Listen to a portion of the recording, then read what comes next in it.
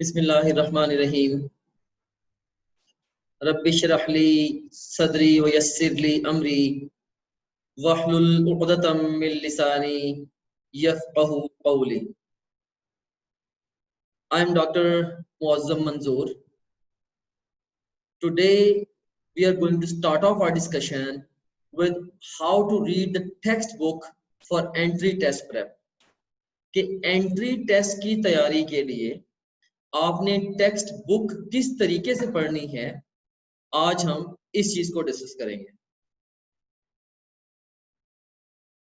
तो इससे पहले कि हम अपनी डिस्कशन को कन्वेंशनली स्टार्ट करें, कुछ कोटेशंस आपके साथ में शेयर करना चाहूंगा। एक इस वक्त आपको स्क्रीन पे नजर आ रही है, like no two persons ever read the same book. क्या अपेरेंटली एक अजीब सी बात लगती है, लेकिन कहा क्या जा रहा है कि no two persons ever read the same book. मतलब एक ही किताब को दो जब मुख्तलिफ लोग पढ़ते हैं तो उससे वो मुख्तलिफ लर्निंग लेते हैं, डिपेंडिंग अपॉन के उनकी स्किल्स कैसी हैं, और इससे भी ज्यादा इंपॉर्टेंट कि उनका जो प्रीवियस बैकग्राउंड है वो कैसा है।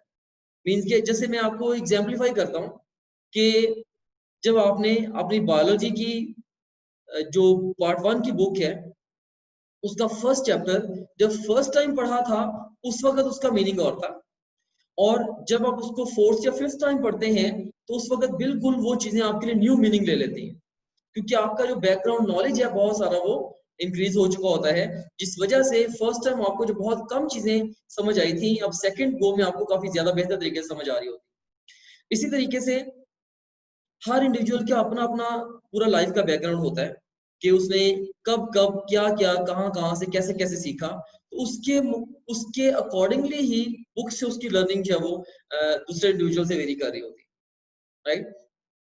तो जैसे अब मैंने बुक रीडिंग को साइंटिफिकली सीखा है after a lot of research. तो इवन बहुत ऐसी किताबें जो बहुत मोटी मोटी किताबें हैं, लाइक जिनको फर्स्ट टाइम पढ़ने में मे बी मुझे 6 महीने लगे थे, लेकिन मैंने उनको इस तरीके से पढ़ना सीखा अगर आज भी मुझे वो रिवाइज करनी पड़े तो within one day you can say within 24 hours I can manage to revise them.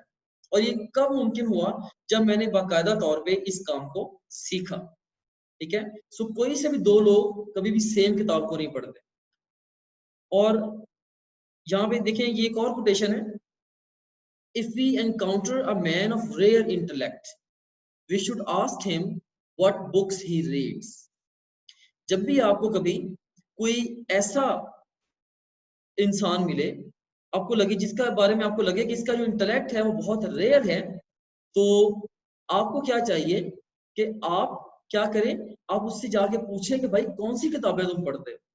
क्योंकि मेरा ये अपना मुशाहिदा भी है कि जो बहुत एक्स्ट्राऑर्डिनरीली वाइज पीपल हमें अपनी सोसाइटी में नजर आते हैं, मोस्ट ऑफ द टाइम उनके बैकग्राउंड पे कुछ अच्छी बुक्स की स्टडी होती है।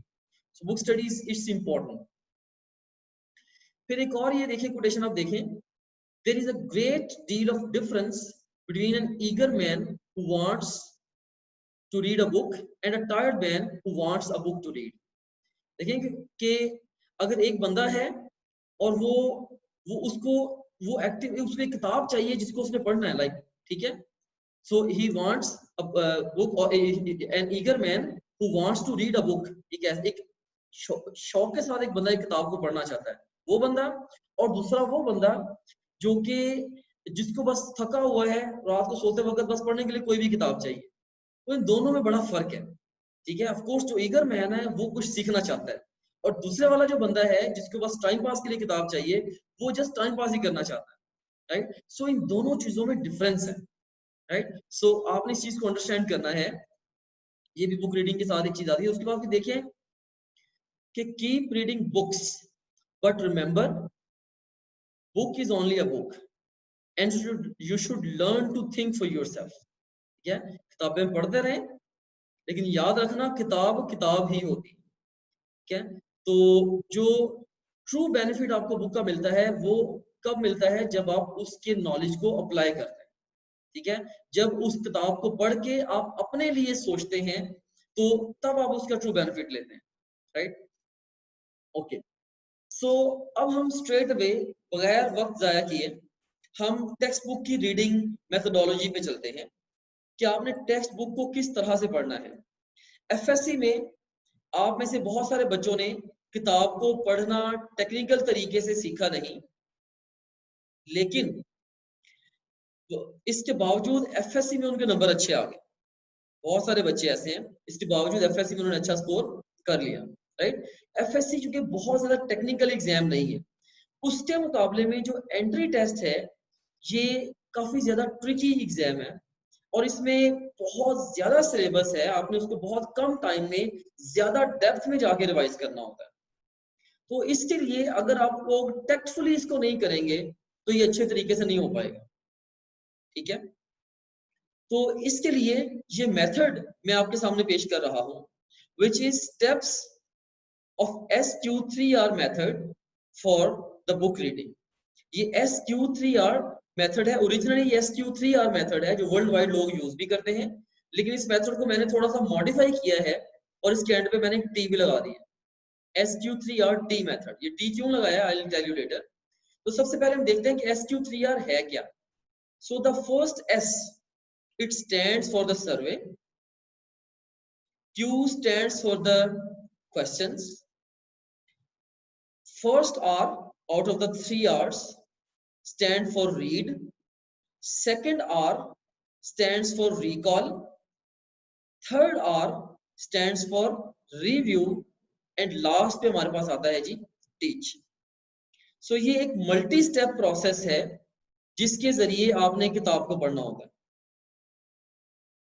इससे पहले कि मैं इस बुक रीडिंग स्ट्रेटजी की निटी ग्रिटी में जाऊं, मैं आपको ये बताना चाहता हूं कि हमारी जो मेमोरी है वो दो तरह की होती है। एक होती है शॉर्ट टर्म मेमोरी और दूसरी long term memory.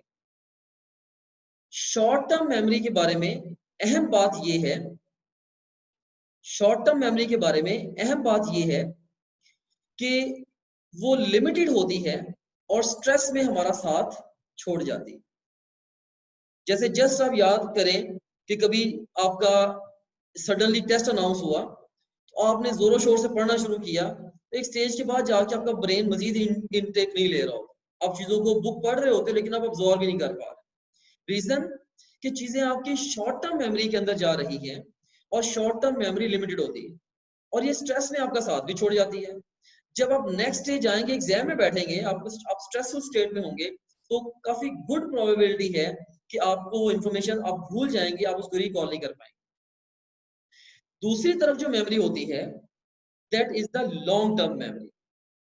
Long term memory number one ये अनलिमिटेड होती है। ये बहुत बड़ी बात है कि ये अनलिमिटेड होती है। लॉन्ग टर्म मेमोरी अनलिमिटेड होती है, लामुतनाही होती है, यानी कि जितनी मर्जी इंफॉर्मेशन आप इसके अंदर स्टोर कर लें।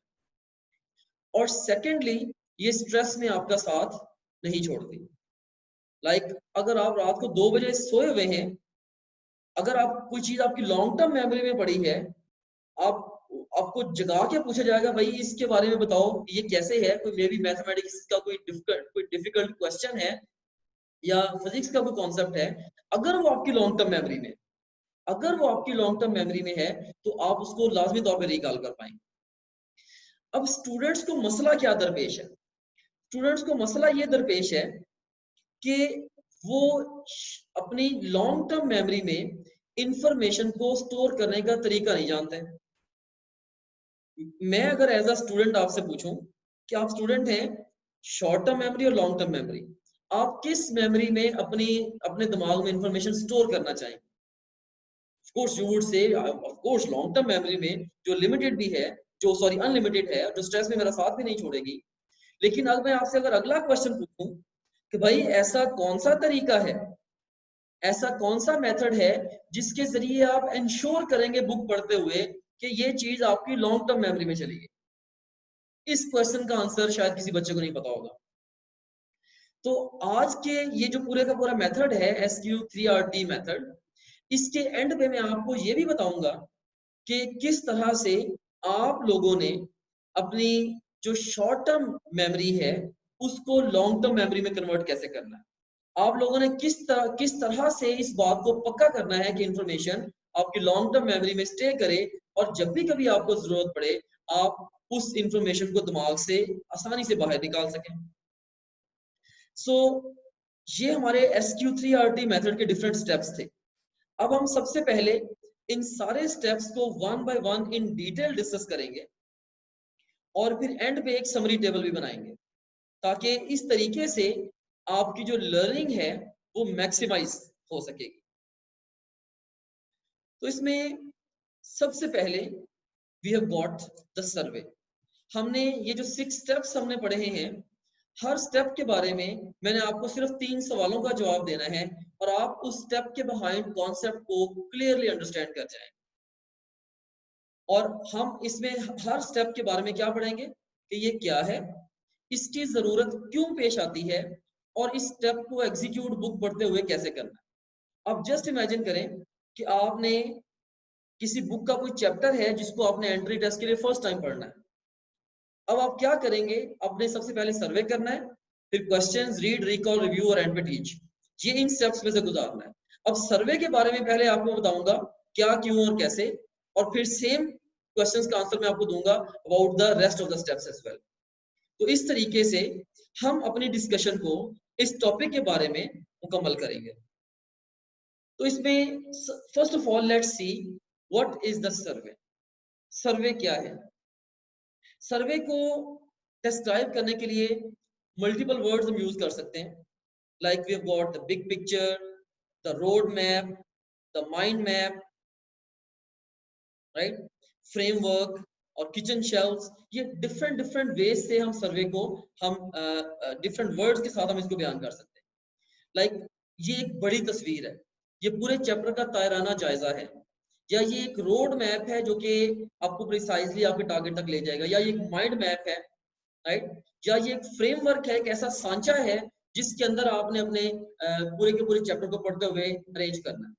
इसके लिए जो सबसे अच्छी एग्जांपल मैं आपको देना चाहूंगा ना, वो है किचन शेल्व्स की। सो मे बी बाकी सारे के सारे वर्ड आपको इतना अच्छा इसका कॉन्सेप्ट सर्वे का क्लियर ना करें, लेकिन जो किचन शेल्व्स हैं ये आपके दिमाग में सर्वे के कॉन्सेप्ट को बिल्कुल क्लियर कर देंगे। Just imagine you have built a new home and in that home you have built a new, आपने एक नया घर बनाया है और उस नए घर में आपने एक नया किचन बनाया है। And in that kitchen you have got so many things, like you have got the spoons and forks and knives and things like that, और ये सारी की सारी चीजें आपने वहां पे एक ढेर की शक्ल में रखी हुई, किचन के अंदर एक ढेर की शक्ल में रखी। अब जस्ट इमेजिन करें कि आपको जरूरत पड़ती है फोक की या नाइफ की या चम्मच की, अब उस ढेर में से उसको निकालना मुश्किल होगा। तो सेम मसला स्टूडेंट्स के साथ भी दरपेश है। जब वो मुख्तलिफ किताबें मुख्तलिफ टाइम पे पढ़ते चले जाते हैं तो अपने दिमाग में वो इंफॉर्मेशन का ढेर बना रहे होते। तो जब इम्तिहान में बैठ के कोई स्पेसिफिक इंफॉर्मेशन को उन्हें पुल आउट करना पड़ता है तो वो नहीं कर पाते, बिल्कुल वैसे ही जैसे कि ढेर में से मुतलका बर्तन को निकालना मुश्किल है। तो इस मसले का हल क्या है? इसका हल ये है, जैसे अगर किचन में बर्तनों का ढेर है तो इसका हल क्या है भाई, किचन में शेल्फ बनाएं और मुख्तलिफ चीजों को मुख्तलिफ शेल्फ के अंदर रखें, छुरियां कांटे अलग रखें, बाकी दूसरे बर्तन डिफरेंट कैटेगरीज बना बना के अलग रखें। तो जब आपका कोई जब भी आपको किसी बर्तन की जरूरत पड़ेगी आप मुतलका खाना खोलेंगे और उस चीज को निकाल के यूज कर लेंगे। तो इसी तरीके से सर्वे के जरिए आप अपने दिमाग के अंदर उस चैप्टर के शेल्फ बनाते हैं और जब आप किताब को पढ़ेंगे तो आप उन शेल्फ के अंदर इंफॉर्मेशन को अरेंज करेंगे।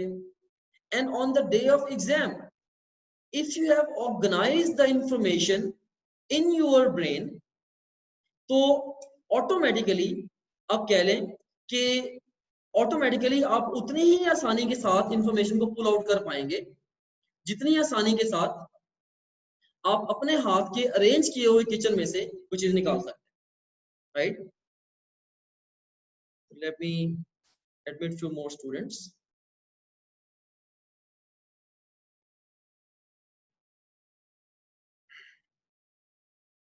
Hold on for a while.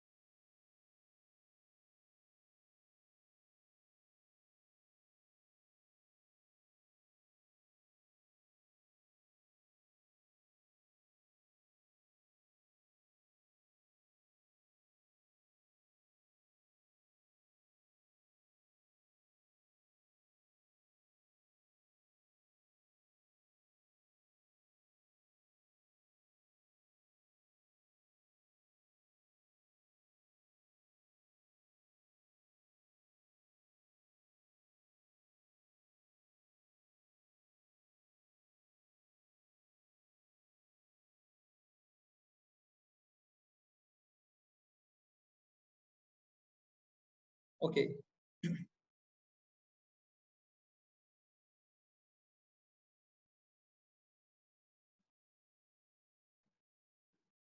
सो हम डिस्कस कर रहे थे अबाउट द सर्वे। तो इसमें हमने देखा कि सर्वे क्या है, इसमें हमने देखा कि सर्वे क्या है। सो सर्वे जो है सिंपली आप ये समझेंगे ये बिग पिक्चर है, ये पूरे चैप्टर की एक बड़ी तस्वीर है, या इसको मैंने किचन शेल्फ्स के जरिए आपको इसकी एग्जांपल आपके माइंड में क्लियर की है। ओके, अब सर्वे की जरूरत क्यों पेश आती है? The answer to this question is for sake of organization of information, ताकि आप सर्वे की मदद से अपने दिमाग में जो इंफॉर्मेशन है उसको प्रिसाइजली ऑर्गेनाइज कर पाए। अब सर्वे करना कैसे है, हमने ये सीख लिया सर्वे क्या है, हमने ये भी सीख लिया सर्वे की जरूरत क्यों पेश आती है, और अब हम ये देखने लगे हैं कि सर्वे करना कैसे है, यानी कि एक चैप्टर का बर्ड आई व्यू आपने कैसे लेना है, जिसकी मदद से आप अपने दिमाग में सांचा बना सकें जिसमें आपने इंफॉर्मेशन फिल इन करनी है। जैसे देखें, ये देखें, जस्ट ये पूरे का पूरा मे बी चैप्टर है, इसके आपने डिफरेंट सेक्शन अपने दिमाग के अंदर बनाने हैं। तो जैसे यहाँ पे टॉपिक 1 है, टॉपिक 2 है, तो जब आप बुक को पढ़ेंगे आप हर खाने के अंदर उसकी इंफॉर्मेशन बड़ी प्रिसाइजली स्टोर करें। अब ये काम आप कैसे करेंगे कि जैसे हर चैप्टर का एक टाइटल होता है, सबसे पहले जब आपने चैप्टर को पढ़ना है आप उसका टाइटल पढ़ें कि ये किस चीज के बारे में। टाइटल के बाद आप उस चैप्टर का इंट्रोडक्शन पढ़ें। अच्छे ऑथर्स ने हमेशा अपनी बुक्स के अंदर लिखा होता है कि ये जो चैप्टर हम पढ़ने वाले हैं इसके अंदर हम ये और ये चीज ऐसे ऐसे पढ़ेंगे। ठीक है, से इलेक्ट्रिसिटी है तो सबसे पहले इलेक्ट्रिसिटी ऑफ कोर्स जहां से आप रिलेट कर सकते हैं। पहले मैंने इसके बारे में क्या पढ़ा है इलेक्ट्रिसिटी के बारे में इन द प्रीवियस क्लासेस, चलो अब देखते हैं इसके अंदर क्या पढ़ाने लगा। उसके अंदर फिर आप उसका इंट्रोडक्टरी पैराग्राफ पढ़ें। फिर आप क्या करेंगे, आप सारे टॉपिक्स की हेडिंग्स को पढ़ेंगे। हेडिंग्स को पढ़ते हुए अगर पूरे टॉपिक के अंदर कोई ना कोई पिक्टोरियल्स दिए हुए हैं, लाइक कोई इमेजेस हैं, कोई मे बी कंप्यूटराइज्ड फोटोग्राफ्स हैं या ग्राफ्स हैं सिंपल, आप सबको देखते चले जाएंगे और एंड पे जाके उस चैप्टर की समरी भी पढ़ लेंगे। तो ये काम आपने कितनी देर में करना है, रफली 5 मिनट में। 5 मिनट से ज्यादा टाइम आपने इस काम को नहीं देना। ये ऐसा क्यों करना है, ऐसा में इसलिए करना है ताकि आप बर्ड आई व्यू क्विकली ले सके, क्योंकि बड़ी दफा ऐसा होता है कि हम टेक्स्ट के अंदर टेक्स्ट को पढ़ते रहते हैं आधा पौना घंटा टेक्स्ट के साथ गुजार के नेक्स्ट पेज पे जस्ट एक ग्राफ आता है या एक तस्वीर ऐसी आती है जिसको देख के हमें ओ ये तो फौरी से आपको समझ आ जाती है। तो बजाय कि आप काफी सारा टाइम वेस्ट करके उस पिक्टोरियल तक पहुंचे, तो आप पहले से ही आपको अंदाजा होगा यार इस चैप्टर में इस तरह का कंटेंट आ रहा है, तो आपका ज़हन उसके लिए ज्यादा रिसेप्टिव भी होगा और आप उसको बेहतर ऑर्गेनाइज भी कर पाएंगे और बेहतर रिलेट भी कर पाएंगे कंटेंट को आपस में। तो सर्वे के बहुत सारे फायदे होते हैं। सो सबसे पहले हमने किया सर्वे। अब सर्वे के बाद जो सेकंड अहम स्टेप है वो क्या है, क्वेश्चंस। ठीक है, सो क्वेश्चन जो है, क्वेश्चन को मैं कैसे डिफाइन करता हूं, मैं कहता हूं question is half knowledge. Question की जो बेस्ट डेफिनेशन है मेरी नॉलेज में, ये क्वेश्चन क्या है, ये हाफ नॉलेज है। सवाल आधा इल्म होता है। ठीक है, तो बच्चे जो सबसे बड़ी गलती करते हैं टेक्स्ट बुक पढ़ते हुए, वो ये करते हैं कि वो ये सोचते हैं यार पहले हमने किताब को पढ़ना है बाद में हमने क्वेश्चन अटेम्प्ट करने हैं। तो अब देखिए कि इससे नुकसान क्या होता है कि सवालों के बगैर जो लर्निंग है वो इंसान की पैसिव लर्निंग होती है। सवाल बिल्कुल ऐसे ही हैं जैसे आप जस्ट इमेजिन करें, अब जस्ट इमेजिन करें आपका किसी मूड बना और आप चले गए, आप नहर पे चले गए और आपने सोचा मैं जी मछलियां पकड़ता हूँ वहां जाके। आपने जनाब वहां पे थ्रेड डाल दिया, उसके आगे ना वो हुक लगाई और ना ही आपने उसके अंदर बेट लगाई, जस्ट सिंपल आप धागा डाल के बैठे हुए, सुबह से लेकर शाम तक बैठे रहे, क्या उसके अंदर फिश आ जाएगी? It's out of question. तो सवालों के बगैर किताब को पढ़ना बिल्कुल ऐसे ही है जैसे हुक के बगैर और बेट के बगैर फिश पकड़ना। तो ये बहुत बड़ी मिसकॉन्सेप्शन है बच्चों के दिमाग में कि सवालों के बगैर भी किताब को बड़ा प्रिसाइजली पढ़ा जा सकता है। भाई सवाल they give you the purpose of reading. आपने किताब को क्यों पढ़ना है, आपने किताब को क्यों पढ़ना है, ये चीज आपको ये क्वेश्चन ने बतानी। तो अब ये कह सकते हैं कि सवालों के बगैर लर्निंग पैसिव लर्निंग होती है। आपको अंदाजा ही नहीं है कि वहां आपने किस चीज को कैसे सीखना है या किसी टॉपिक को अपने अप्रोच कैसे करना है। और वैसे भी जब आप किताब को पढ़ रहे होंगे आपका दिमाग एक्टिवली इंफॉर्मेशन को पिक भी नहीं कर रहा हो, और जब आपके दिमाग में ढेरों ढेर सवाल होंगे किसी चीज के बारे में, तो जब आप उस बुक को पढ़ेंगे तो पढ़ते हुए खुद ब खुद एक्टिवली आपका दिमाग उन सवालों के जवाब ढूंढ रहा हो।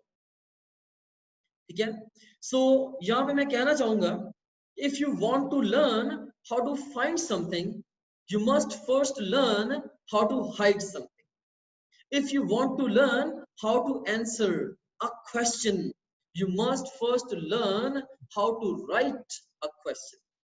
अगर आप ये सीखना चाहते हैं कि आपने किसी सवाल का जवाब कैसे देना है, तो आप लोगों को खुद सवाल बनाने सीखने हो। तो सवाल कहाँ से आएंगे? एक तो आप लोग अपने सवाल भी बना सकते हैं।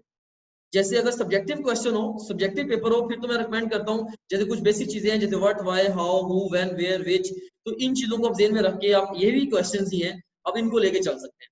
लेकिन when it comes to the entry test you have to be more particular about the question. तो इसके लिए जो बेहतरीन अप्रोच एंट्री टेस्ट के लिए मैं रिकमेंड करता हूं, वो मैं ये रिकमेंड करता हूं कि जब भी आपने किसी टॉपिक को एंट्री टेस्ट के लिए पढ़ना है, आप एफएससी में पहले उसको पढ़ चुके हैं, अगर नहीं भी पढ़ा कोई बात नहीं, आप सबसे पहला काम ये करें कि आप टॉप ग्रेड के क्वेश्चन बैंक पे जाएं, वहां पे मुतलका सब्जेक्ट का टेस्ट क्रिएशन पे जाएं और उसके अंदर जो पास क्वेश्चंस है, पास क्वेश्चन को चूज करें और मुतलका टॉपिक के सारे पास क्वेश्चन निकाल लें।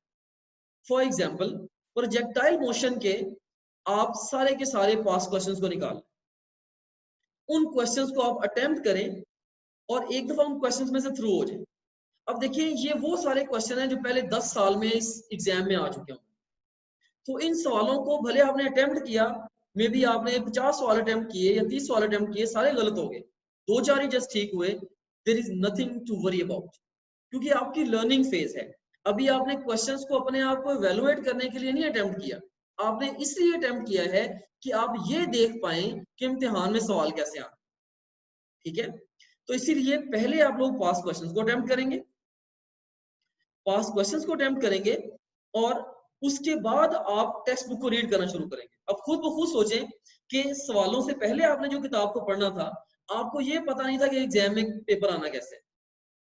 ठीक है, आपको ये पता नहीं था कि एग्जाम में पेपर क्वेश्चन कैसे आना है एग्जैक्टली। लेकिन अब आपने चूंकि पास क्वेश्चन देख लिए हैं पूरे डेकेड के, अब आपको एग्जैक्टली पता है कि यहाँ से एग्जाम में क्वेश्चन ऐसे आना, राइट। सो इसके लिए कैसे करना है क्वेश्चंस वाला काम, you can make your own questions, या और भी अच्छा तरीका कार क्या है कि पास्ट या मॉडल पेपर, आप पास्ट या मॉडल पेपर्स को देखें। ठीक है, पास्ट मॉडल पेपर्स होते हैं, अगर इवन शॉर्ट या लॉन्ग क्वेश्चन का पेपर भी है, टॉपिक को पढ़ने से पहले आप क्वेश्चन उसके पास मॉडल पेपर्स देखें। तो ये हो गया questions. So once again I would like to tell you that I am not worried if you are attempting questions and you are getting them wrong, but I am real time worried if you are not attempting questions at all. बच्चों की आदत होती है वो सवालों से दूर भागते हैं, और ये एक अहम तरीन और ये मोस्ट इंपॉर्टेंट और मोस्ट मिस्ड स्टेप है in the study of the students. ये अहम तरीन मरहला भी यही है किताब पढ़ने के लिए, और सबसे ज्यादा मिस भी बच्चे इसी को करते हैं, राइट। बहुत सारे बच्चे सर्वे भी कर लेते हैं रीडिंग भी शुरू कर देते हैं, बाद में जो अगले स्टेप्स आएंगे, लेकिन वो क्वेश्चंस की तरफ नहीं जाते। तो क्वेश्चंस के बगैर पढ़ना ऐसे ही है कि आपके दिमाग में मकसद ही नहीं है पढ़ने का, तो पढ़ के क्या करेंगे आप। उसके बाद नेक्स्ट हम चलते हैं, थर्ड हमारा जो स्टेप है दैट इज रीड। रीड क्या है, इसको मैं यहाँ पे लिख देता हूँ। इसका उर्दू में मतलब होता है पढ़ना, वेरी सिंपल, ठीक है, ये पढ़ना है। और ये जितना इसका मतलब आसान है, इसको पढ़ना, ये करना उतना ही मुश्किल है। अच्छा, अब आप लोगों ने क्यों पढ़ना है, आपके दिमाग में क्या मकसद होना चाहिए जब आप पढ़ने लगे हैं, बुक को जब रीड करने लगे हैं। अच्छा, मैंने बहुत सारे स्टूडेंट्स के इंटरव्यूज किए। मैं मेडिकल कॉलेज में होता हूँ, तो मैंने वहां पे अपने स्टूडेंट्स को मैंने बिठा के 10 स्टूडेंट्स को बिठा के मैंने हर एक से अलग अलग उनकी अप्रोच पूछी कि आप किताब को कैसे पढ़ते हैं। अब डिफरेंट स्टूडेंट्स की डिफरेंट अप्रोच थी। ऑफ कोर्स वो सारे स्टूडेंट ब्रिलियंट वंस होते हैं, इवन उनकी अप्रोच के अंदर बहुत सारे फ्लॉज थे। अब आप लोग एफएससी के भी स्टूडेंट हो, आप में तो और भी ज्यादा फ्लॉज होंगे। अब different students different different veg में किताब को पढ़ते हैं। जैसे कुछ बच्चे ऐसे होते हैं कि वो एक लाइन को पढ़ा, उसको बार बार पढ़ा, समझ के दिमाग में बैठाया, फिर अगली लाइन को पढ़ा, और उसके बाद एक पैराग्राफ पढ़ के उसके पूरे को मेमोराइज किया, फिर अगले पैराग्राफ को पढ़ा। कुछ लोग इस तरीके से पढ़ते हैं। कुछ लोग जो है वो क्या करते हैं, पूरा पैराग्राफ पढ़ के या पूरा टॉपिक पढ़ के, तो उसके बाद दिमाग में सोचते हैं इससे मुझे क्या समझ आई है, ठीक है। तो कुछ लोग ऐसे करते हैं, बस पढ़ते चले जाते हैं, कहते हैं अल्लाह खैर रखे, जो स्टोर होता है दिमाग में हो जाए, नहीं तो ना से। Right, most of the students ऐसे ही कर रहे होते हैं। तो भाई याद रखें, आपने अपने आप को खुश करने के लिए नहीं पढ़ना, आपने पढ़ना है किस मकसद के लिए, इम्तिहान में नंबर लेने, ठीक है, आपने एग्जाम में स्कोर करना है। तो अपने आप को खुश करने के लिए नहीं पढ़ना आप लोगों ने। तो पढ़ना क्यों है आप लोगों ने, इसके क्लियर ऑब्जेक्टिव्स आपके दिमाग में होने चाहिए। और क्लियर ऑब्जेक्टिव्स दो हैं, दो क्लियर ऑब्जेक्टिव्स हैं इसके। Number 1, to find the answer of question. Second step में सवाल आपने अपने दिमाग में क्रिएट किए थे, उनके जवाबों को ढूंढना एक मकसद है। और दूसरा मकसद क्या है, understanding of information. Understanding of information, याद रखना कि जब आपने फर्स्ट टाइम एंट्री टेस्ट के लिए किताब को पढ़ना है, आपने किसी भी एक पैराग्राफ या टॉपिक के साथ उलझ के नहीं रह जाना, ठीक है। आप लोगों की अप्रोच ये होनी चाहिए कि आप लोग बस उस यूनिट को पढ़ें, और सिर्फ आपका एक फोकस होना चाहिए कि जो बुक में लिखा है ये मुझे समझ में आ जाए। याद करने वाला काम अभी नहीं करना। फर्ज करें अगर आप किताब पढ़ रहे हैं और वहां पे मे बी केमिस्ट्री पढ़ते हुए डिफरेंट इंपॉर्टेंट एलिमेंट्स की इलेक्ट्रोनेगेटिविटी की वैल्यूज आ गई बुक के अंदर, तो अब आप लोग अगर पढ़ते पढ़ते उनको याद करने लग जाएंगे इलेक्ट्रोनेगेटिविटी वैल्यूज को, तो जो चैप्टर का यूनिट का असल स्कोप है आपके दिमाग से निकल जाएगा। आप अंडरस्टैंड कर रहे थे, करते करते आपने मेमोराइज करना शुरू कर दिया। तो मेमोराइज हम चीजों को करेंगे जो इंपॉर्टेंट है, लेकिन अभी उसका वक्त नहीं है। आप ये जरूर करें, पढ़ते हुए आपको अंदाजा हो गया हाँ यार ये चीज याद करने वाली है, वहां पे बड़ी सारी ब्रैकेट लगाएं और ऊपर लिख दें याद कर लो, ताकि अपने आप को याद करा दें कि भाई मैंने याद कर लेना है। और जब हम सब्सिक्वेंट रीडिंग्स में आएंगे तब हम उनको याद भी कर लेंगे, उनको मेमोराइज भी कर लेंगे। एंट्री टेस्ट में वैसे मेमोरी वाले क्वेश्चंस वैसे कम होते हैं, ज्यादा अंडरस्टैंडिंग वाले होते हैं। बहरहाल, तो हमारे पढ़ने के क्या ऑब्जेक्टिव्स हैं, एक हमने स्टेप नंबर 2 में जो क्वेश्चंस जो हमने अपने दिमाग से गुजारे थे, जिनकी वजह से बहुत सारी कंफ्यूजन हमारे दिमाग में क्रिएट हुई थी, उन कंफ्यूजन को फिक्स करना, ये एक ऑब्जेक्टिव है। और उसके बाद फिर इंफॉर्मेशन को अंडरस्टैंड करना, ये दूसरा ऑब्जेक्टिव। और ये काम आपने कैसे करना है, इसके लिए भी बड़ी स्पेसिफिक एक टेक्निक रिक्वायर्ड है। इसके लिए भी मैंने बहुत सारे स्टूडेंट से पूछा है आप लोग किस तरह से ये काम करते हैं, आप लोग जब बुक पढ़ते हैं तो आप किस स्टाइल से बुक को पढ़ते हैं।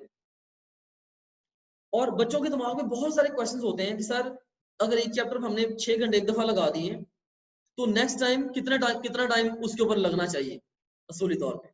अगर पहली दफा हमने एक चैप्टर या एक यूनिट 6 घंटे में किया है, तो अगली दफा कितने घंटे में हो जाए तो वो ठीक है, ठीक है। या बच्चे ये क्वेश्चन पूछते हैं कि सर हम हम पढ़ते हुए चीजों को अंडरलाइन करें या ओवरलाइन करें या हाईलाइट करें या अपने नोट्स बनाएं, क्या करें। ये क्वेश्चंस आपके दिमागों में भी ऑफ कोर्स होंगे। तो इनका आंसर ये है कि आप लोगों ने जब बुक को पढ़ना है, एक तो आपने इस पैरामीटर को जहन में रखना है कि आपकी हर सब्सिक्वेंट रीड वो पहली रीड से हाफ टाइम ले, आपकी हर सब्सिक्वेंट रीड पहली रीड से हाफ टाइम ले। फॉर एग्जाम्पल, जब आपने पहली दफा एक चैप्टर को पढ़ा, आपके कितने घंटे लगे? 6 घंटे लगे से। तो सेकंड टाइम वो 3 घंटे में होना चाहिए, थर्ड टाइम 1.5 घंटे में होना चाहिए, और फोर्थ टाइम रफली वो कह लेंगे 45 मिनट्स में होना चाहिए, और फिफ्थ टाइम 15-20 मिनट में, और सिक्स टाइम 5-10 मिनट में हो जाना चाहिए। सो एंट्री टेस्ट के लिए भी ऐसे ही है, एंट्री टेस्ट के लिए टाइम मिलना भी आपको ऐसे ही है। अभी आपको जिस चीज के लिए 6 घंटे मिल रहे हैं, एग्जाम से 3-4 दिन पहले आपको उसी चीज के लिए 10 या 15 मिनट मिल रहे हैं। तो अगर आप इस पैरामीटर को पूरा नहीं कर पाएंगे, अगर आप हर सब्सिक्वेंट रीड को प्रीवियस रीडिंग से हाफ टाइम में नहीं कर पाएंगे, तो एग्जाम से पहले आप प्रॉब्लम में आ जाएंगे। तो अहम बात यह है कि जब भी आपने किताब को पढ़ना है, तो आपने ये सोच के किताब को पढ़ना है कि मैं इसके ऊपर इस तरीके से अंडरलाइन या ओवरलाइन करूं, या हाईलाइट करूं, या ऊपर सिंबल्स लगाऊं कि दूसरी दफा उनको यूज करते हुए, उन सिंबल्स को या उन ट्रैक्स को यूज करते हुए मैं आधे टाइम में इस चैप्टर को पढ़ पाऊं। सो हाफ टाइम में आपने नेक्स्ट रीड देनी। तो इसके लिए मैं जो तरीकाकार यूज करता हूं और जो मेरे लिए सबसे ज्यादा वर्कवाइल साबित हुआ है, मैं वो आपके साथ शेयर कर देता हूं। मेरा तरीकाकार ये होता है कि मैंने इस चीज को वक्त के साथ सीख लिया है कि बुक के अंदर इंफॉर्मेशन के डिफरेंट सेट्स होते हैं, बुक के अंदर इंफॉर्मेशन के डिफरेंट सेट्स होते हैं। फॉर एग्जाम्पल, बुक के अंदर जब आप चैप्टर को पढ़ना शुरू करते हैं, तो स्टार्ट में उसका इंट्रोडक्शन आ जाता है। तो वो जो इंट्रोडक्शन है, वो एग्जाम के लिए इंपॉर्टेंट नहीं होता। ठीक है, पहली दफा मैंने सर्वे के लिए पढ़ लिया, अब बार बार उसको पढ़ना है, टाइम का वेस्टेज। तो मैं क्या करूंगा, पहली दफा इंट्रोडक्शन पढ़ूंगा, पढ़ूंगा तो हाँ यार इग्जाम से रिलेटेड इतना इंपॉर्टेंट नहीं है, उसके साइड पे यूं ब्रैकेट लगाऊंगा, छोटा सा साइड पे क्रॉस लगा दूं। अपने आप को मैं दिल में ये बताऊंगा, यार आइंदा नेक्स्ट टाइम इसको पढ़ने की जरूरत नहीं। उसके बाद नेक्स्ट पे चला जाता हूँ। अब मैं एक पूरा पैराग्राफ आ जाता है। अब जब पैराग्राफ आता है, मैं पूरे पैराग्राफ को पढ़ता हूँ। पढ़ के उस पैराग्राफ को मैं माइंड में उसकी अंडरस्टैंडिंग बनाता हूँ, हाँ यार अच्छा, इस पैराग्राफ में ये बताने की कोशिश कर रहा है। अब मैं अपने आप से एक सवाल पूछता हूँ वहीं पे बैठा बैठा कि इस पैराग्राफ में कौन से 2 या 3 लफ्ज ऐसे हैं जो कि अगर मुझे किसी भी टाइम पे बता दिए जाएं, तो सारी की सारी इंफॉर्मेशन जो मेरे दिमाग में रिकॉल हो जाए, सारी की सारी इंफॉर्मेशन मेरे दिमाग में इमीडिएटली रिकॉल हो जाएगी। कौन से 2-3 लफ्ज ऐसे हैं? तो मैं उन लफ्जों को ढूंढूंगा और उन लफ्जों के ऊपर स्टार लगा दूंगा। अब जब नेक्स्ट टाइम मे बी 2 महीने के बाद उस पैराग्राफ को मैं दोबारा पढ़ूंगा, तो मैं अब पूरा पैराग्राफ नहीं पढ़ूंगा, सबसे पहले मैं स्टार वाले लफ्ज देखूंगा, हाँ यार इसके अंदर ये बात मुझे याद आ गई। अगर याद आ गया तो मैं आराम से आगे पढ़ना शुरू कर दूंगा। अगर कभी भूल भी गया कि यार पता नहीं यहाँ पे क्या लिखा था, फिर मैं क्या करूंगा, फिर मैं उस पैराग्राफ को एक दफा क्विक रीड दोबारा दे लूंगा। Very simple. तो कीवर्ड्स के ऊपर मैं क्या करूंगा, कीवर्ड्स के ऊपर स्टार लगा लूंगा। अगर आपको लग रहा है कि जी पूरी की पूरी जो इंफॉर्मेशन है, ये पूरे का पूरा पैराग्राफ इंपॉर्टेंट है, जब मुझे ये लगता है कि पूरा पैराग्राफ इंपॉर्टेंट है, तो उस पूरे पैराग्राफ के ऊपर ब्रैकेट लगा के मैं उसके साइड पे स्टार लगा देता हूँ। मुझे लगता है कि यार ये बहुत ज्यादा इंपॉर्टेंट है, इसमें ऐसी बात लिखी है जिसको मैं भूलना फोड़ ही नहीं कर सकता, मैं उसके साइड पे 2 या 3 स्टार लगा देता हूँ। फिर एक पैराग्राफ के अंदर उसने जैसे जैसे स्मूथ एंडोप्लाज्मिक रेटिकुलम या रफ एंडोप्लाज्मिक रेटिकुलम के फंक्शन जहाँ पे गिनवाए हैं, उसने पैराग्राफ में गिनवा दिए सारे। अब मैं कहता हूँ यार बुक मुझे सारे के सारे क्लियरली याद होने चाहिए, मैं उन चीजों को क्या करता हूँ, बुक के ऊपर ही मैं लेड पेंसिल के साथ या रेड पेंसिल के साथ, अपने रेड कलर की बॉल पॉइंट के साथ, मैं उसके ऊपर 1 2 3 4 लिख देता हूँ। हाँ यार इसने इस चीज के ये 6 फंक्शन बताए, इस चीज से इसने 3 फंक्शन बताए। तो इस तरीके से बुक के ऊपर ही मैं नंबरिंग कर लेता हूँ। और इसी तरीके से बुक में बड़ी दफा ऐसी इंफॉर्मेशन होती है जिसको मैं कहता हूँ पैराडॉक्सिकल इंफॉर्मेशन। अब आप मुझसे पूछेंगे कि सर ये पैराडॉक्सिकल इंफॉर्मेशन कौन सी इंफॉर्मेशन होती है? तो I am here to tell you कि पैराडॉक्सिकल इंफॉर्मेशन वो इंफॉर्मेशन होती है जो कि आपको लगती गलत है लेकिन होती ठीक है। फॉर एग्जाम्पल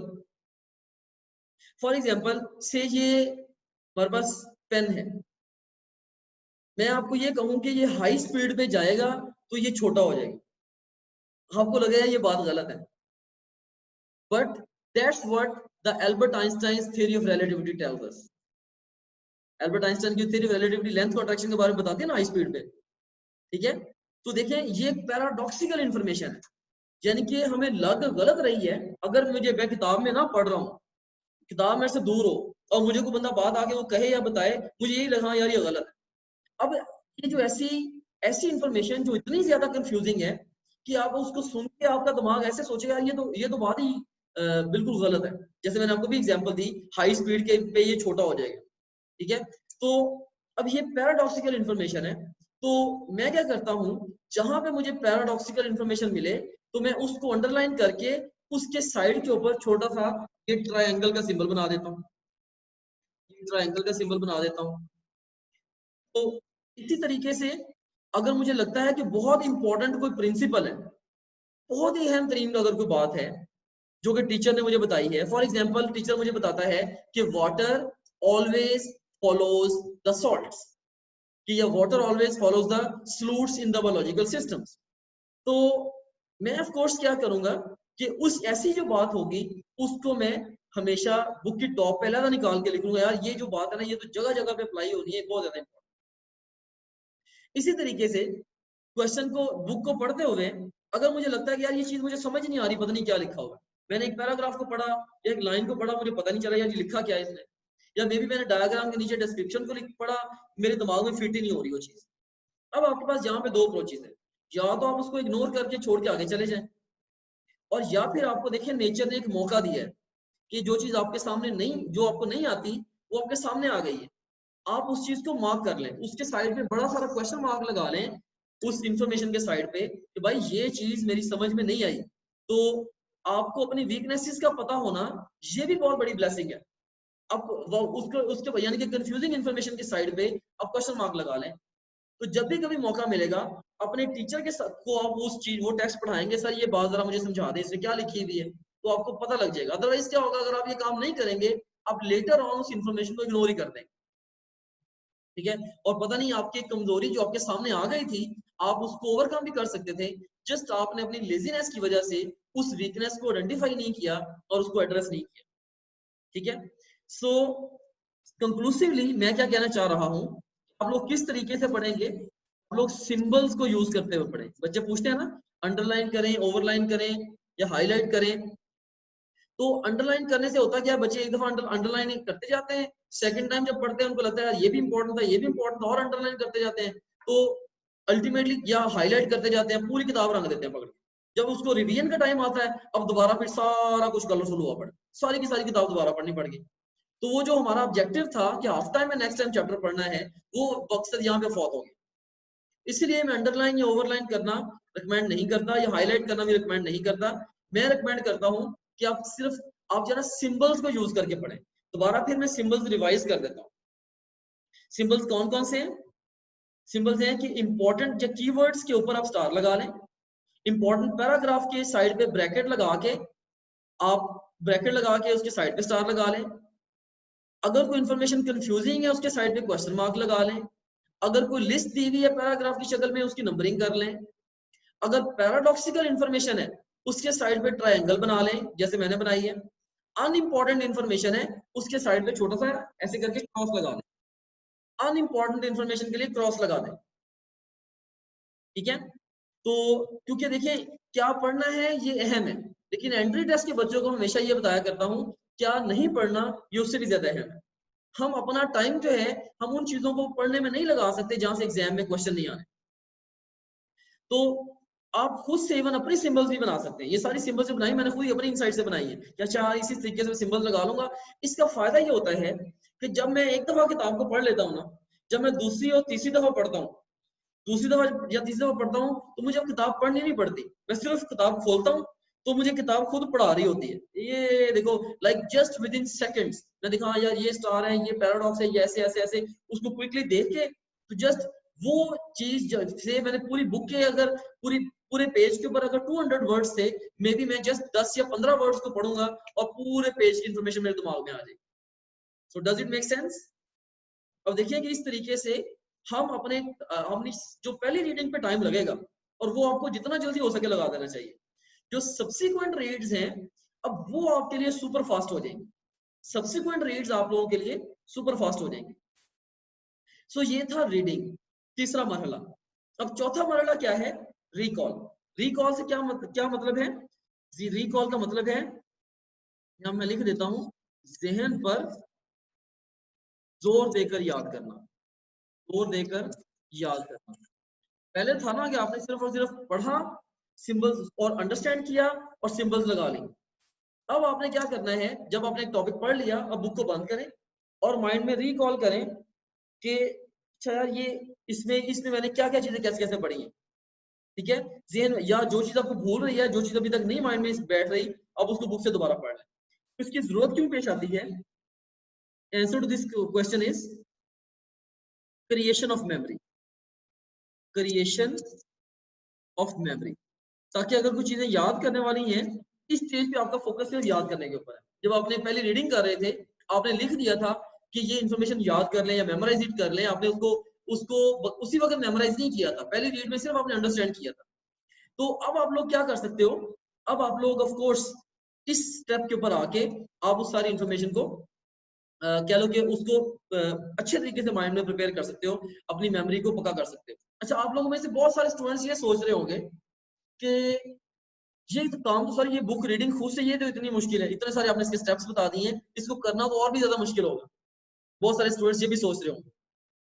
तो I am here to tell you कि ये आपको मुश्किल लग रहा है, ये प्रोसेस आपको मुश्किल लग रहा है क्योंकि ये थोड़ा सा मुश्किल है भी। ठीक है, और अगर आपने वाकई बुक से बहुत अच्छी इंफॉर्मेशन ग्रैब करनी है तो आपको ये सीखना पड़ेगा। और दूसरे नंबर पे ये भी है कि ये शुरू शुरू में मुश्किल लगता है। जस्ट इमेजिन, जैसे जैसे अगर आप कार ड्राइव आपने सीखनी हो, तो फर्स्ट टाइम आप बहुत ज्यादा सोचते हो, अच्छा अब मैंने गाड़ी को खोलना है, अब डोर खोला, बैठ गए, मिरर सेट किए, उसके बाद इंजन को स्टार्ट किया, गियर चेंज किया, कितना कॉन्शियस होकर गाड़ी चला रहे हो, उसका मोड़ काटना है, दूसरी गाड़ी आ गई उससे कैसे बचना है, वगैरह वगैरह। लेकिन जैसे जैसे आपके चंद दिन गुजरते हैं ड्राइविंग करते करते, अब आप ड्राइविंग आपके रिफ्लेक्सेस में आ जाती है। आप चाबी उठा के घुमाते हुए जाते हो, गाड़ी में बैठते हो, पता नहीं चलता आप कब घर से ऑफिस चले जाते हो या अपने स्कूल कॉलेज चले जाते हो, बड़ा कन्वीनियंटली काम हो जाता है, आप रास्ते के बारे में भी नहीं आप सोचते। तो इसको कहते हैं चीज का रिफ्लेक्सेस में आ जाना। तो ये जो मेथड है, ये तकरीबन मेरा एक्सपीरियंस ये है कि जो बच्चे इसको इम्प्लीमेंट करना शुरू कर देते हैं, जो इसको इम्प्लीमेंट करना शुरू कर देते हैं, तकरीबन 2 हफ्ते लगते हैं इसको रिफ्लेक्सेस में आने के लिए, 2 हफ्ते लगते हैं रिफ्लेक्सेस में आने के लिए। और अगर वो भी अगर आप स्टिक किए रहें तो तकरीबन तकरीबन 60 डेज के बाद, 60 डेज के बाद ये मेथड इस स्टेट में आ जाता है, आपको पता भी नहीं होता कि मैं किसी मेथड के तहत पढ़ रहा हूँ, लेकिन आप इस मेथड के साथ पढ़ के बहुत अच्छे रिजल्ट्स ले रहे हो। सो बहरहाल आप दोबारा अपनी डिस्कशन पे वापस चलते हैं रिकॉल के ऊपर, कि जहन पे जोर देकर याद करना। क्यों करना आपने? Creation of memory. और कैसे आपने करना है कि एक तो close the book and try to revise, दिमाग में रिवाइज करने की कोशिश करें। एक ही तरीका कार ये भी है, you can also try answering questions this time, try to answer questions this time. आप आराम से दोबारा फिर क्वेश्चंस के टेस्ट क्रिएट करें, अब आप उनका आंसर देने की कोशिश करें, जिस क्वेश्चन पे आप ब्लॉक हो उसकी मदद से दोबारा किताब को पढ़ें। ये भी एक बड़ी अच्छी अप्रोच होती है रिकॉल करने की। ओके, उसके बाद नेक्स्ट जो हमारे पास फिफ्थ स्टेप है, ये है रिव्यू का। याद है शुरू में मैंने आपको एक बात कही थी कि बच्चे ये नहीं जानते कि किस तरह से शॉर्ट टर्म मेमोरी को लॉन्ग टर्म मेमोरी में कन्वर्ट करना। तो शॉर्ट टर्म मेमोरी को लॉन्ग टर्म मेमोरी में कन्वर्ट करने का जो जो तरीकाकार है वो ये रिव्यू है। रिव्यू का सादा लफ्ज़ों में मतलब क्या है? इसका मतलब है दोहराई। ठीक है, आपने क्यों दोहराई करनी है? For sake of the consolidation of memory. पहले हमने देखा ना, पहले रीडिंग में हमने अंडरस्टैंड किया, फिर रिकॉल में हमने उसको चीज को याद कर लिया, अब हमने याददाश्त को पक्का करना है। पक्का करने से मुराद ये है हमने इंफॉर्मेशन को शॉर्ट टर्म से लॉन्ग टर्म में लेके जाना है। और ये काम हम कैसे करेंगे? How shall we do this thing? ये क्वेश्चंस के बाद आज की डिस्कशन का सेकंड मोस्ट इंपॉर्टेंट लेसन मैं आपको देने लगा, और ये रिसर्च बेस्ड है। साइंटिस्ट ने एक रिसर्च की थी जिसमें उन्होंने बहुत सारे स्टूडेंट्स को लेके जो कि इक्वल आईक्यू कैलिबर के थे, उनको उन्होंने पर्टिकुलर टॉपिक्स जो हैं वो प्रिपेयर करवा दिए।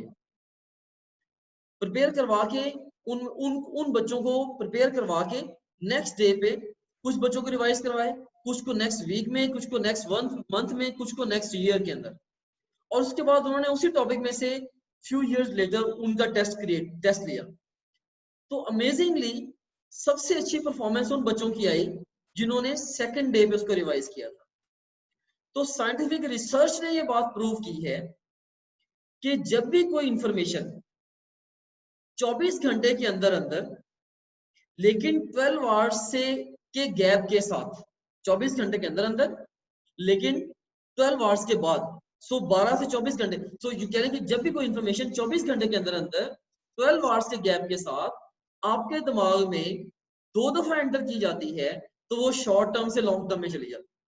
जैसे डॉक्टर जाकिर नाइक की मेमोरी है, माशाल्लाह कितना जबरदस्त उनकी मेमोरी है, क्योंकि उन्होंने सीखा है बाकायदा तौर पे कि अपनी अनलिमिटेड लॉन्ग टर्म मेमोरी में इंफॉर्मेशन को स्टोर कैसे करना।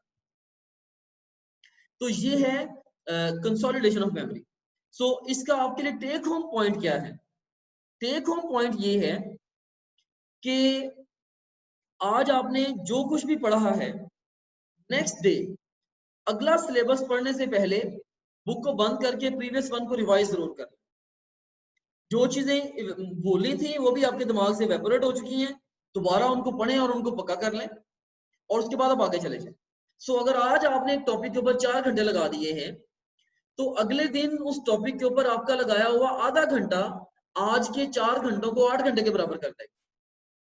तो ये बहुत ही अहम तरीन पॉइंट है। हमारी आदत ये होती है, हम एक टॉपिक पढ़ लेते हैं, पढ़ के अगली दफा जब हमने एक पूरा टॉपिक पढ़ लिया, जब पूरा चैप्टर पढ़ लिया, बाद में दोबारा हम उस चैप्टर को खोलते हुए भी इरिटेट हो रहे होते हैं या डर रहे होते हैं कि क्यों, क्योंकि हम ये सोच रहे होते हैं यार इसमें भूल गया हुआ है, तो आपको उससे डेफिनेटली तकलीफ होती है यार मुझे ये भी सारा कुछ भूल गया होगा। ठीक है, तो याद रखना कि आपने अपने आप को खुश करने के लिए नहीं पढ़ना, आपने पढ़ना है इम्तिहान में नंबर लेने के लिए। ठीक है, फायदा ऐसे बैंक का जिसके अंदर पैसे पड़े हों लेकिन उसका ना आपके पास एटीएम कार्ड हो, ना मोबाइल ऐप हो और ना चेकबुक हो, जितना मर्जी पैसे पड़े हो आपके किसी काम के नहीं इन तीनों चीजों के बगैर। तो अगर आपने पढ़ लिया है एक दफा लेकिन आपने उसको रिवाइज नहीं किया, आपकी लॉन्ग टर्म मेमोरी में नहीं लेके गए और इम्तिहान वाले दिन उस इंफॉर्मेशन को रिकॉल नहीं कर पा रहे, तो आपके पढ़ने का फायदा नहीं। ठीक है, सो ये जो रिव्यू है ये वेरी वेरी इंपॉर्टेंट है, ये एक्सट्रीमली इंपॉर्टेंट है।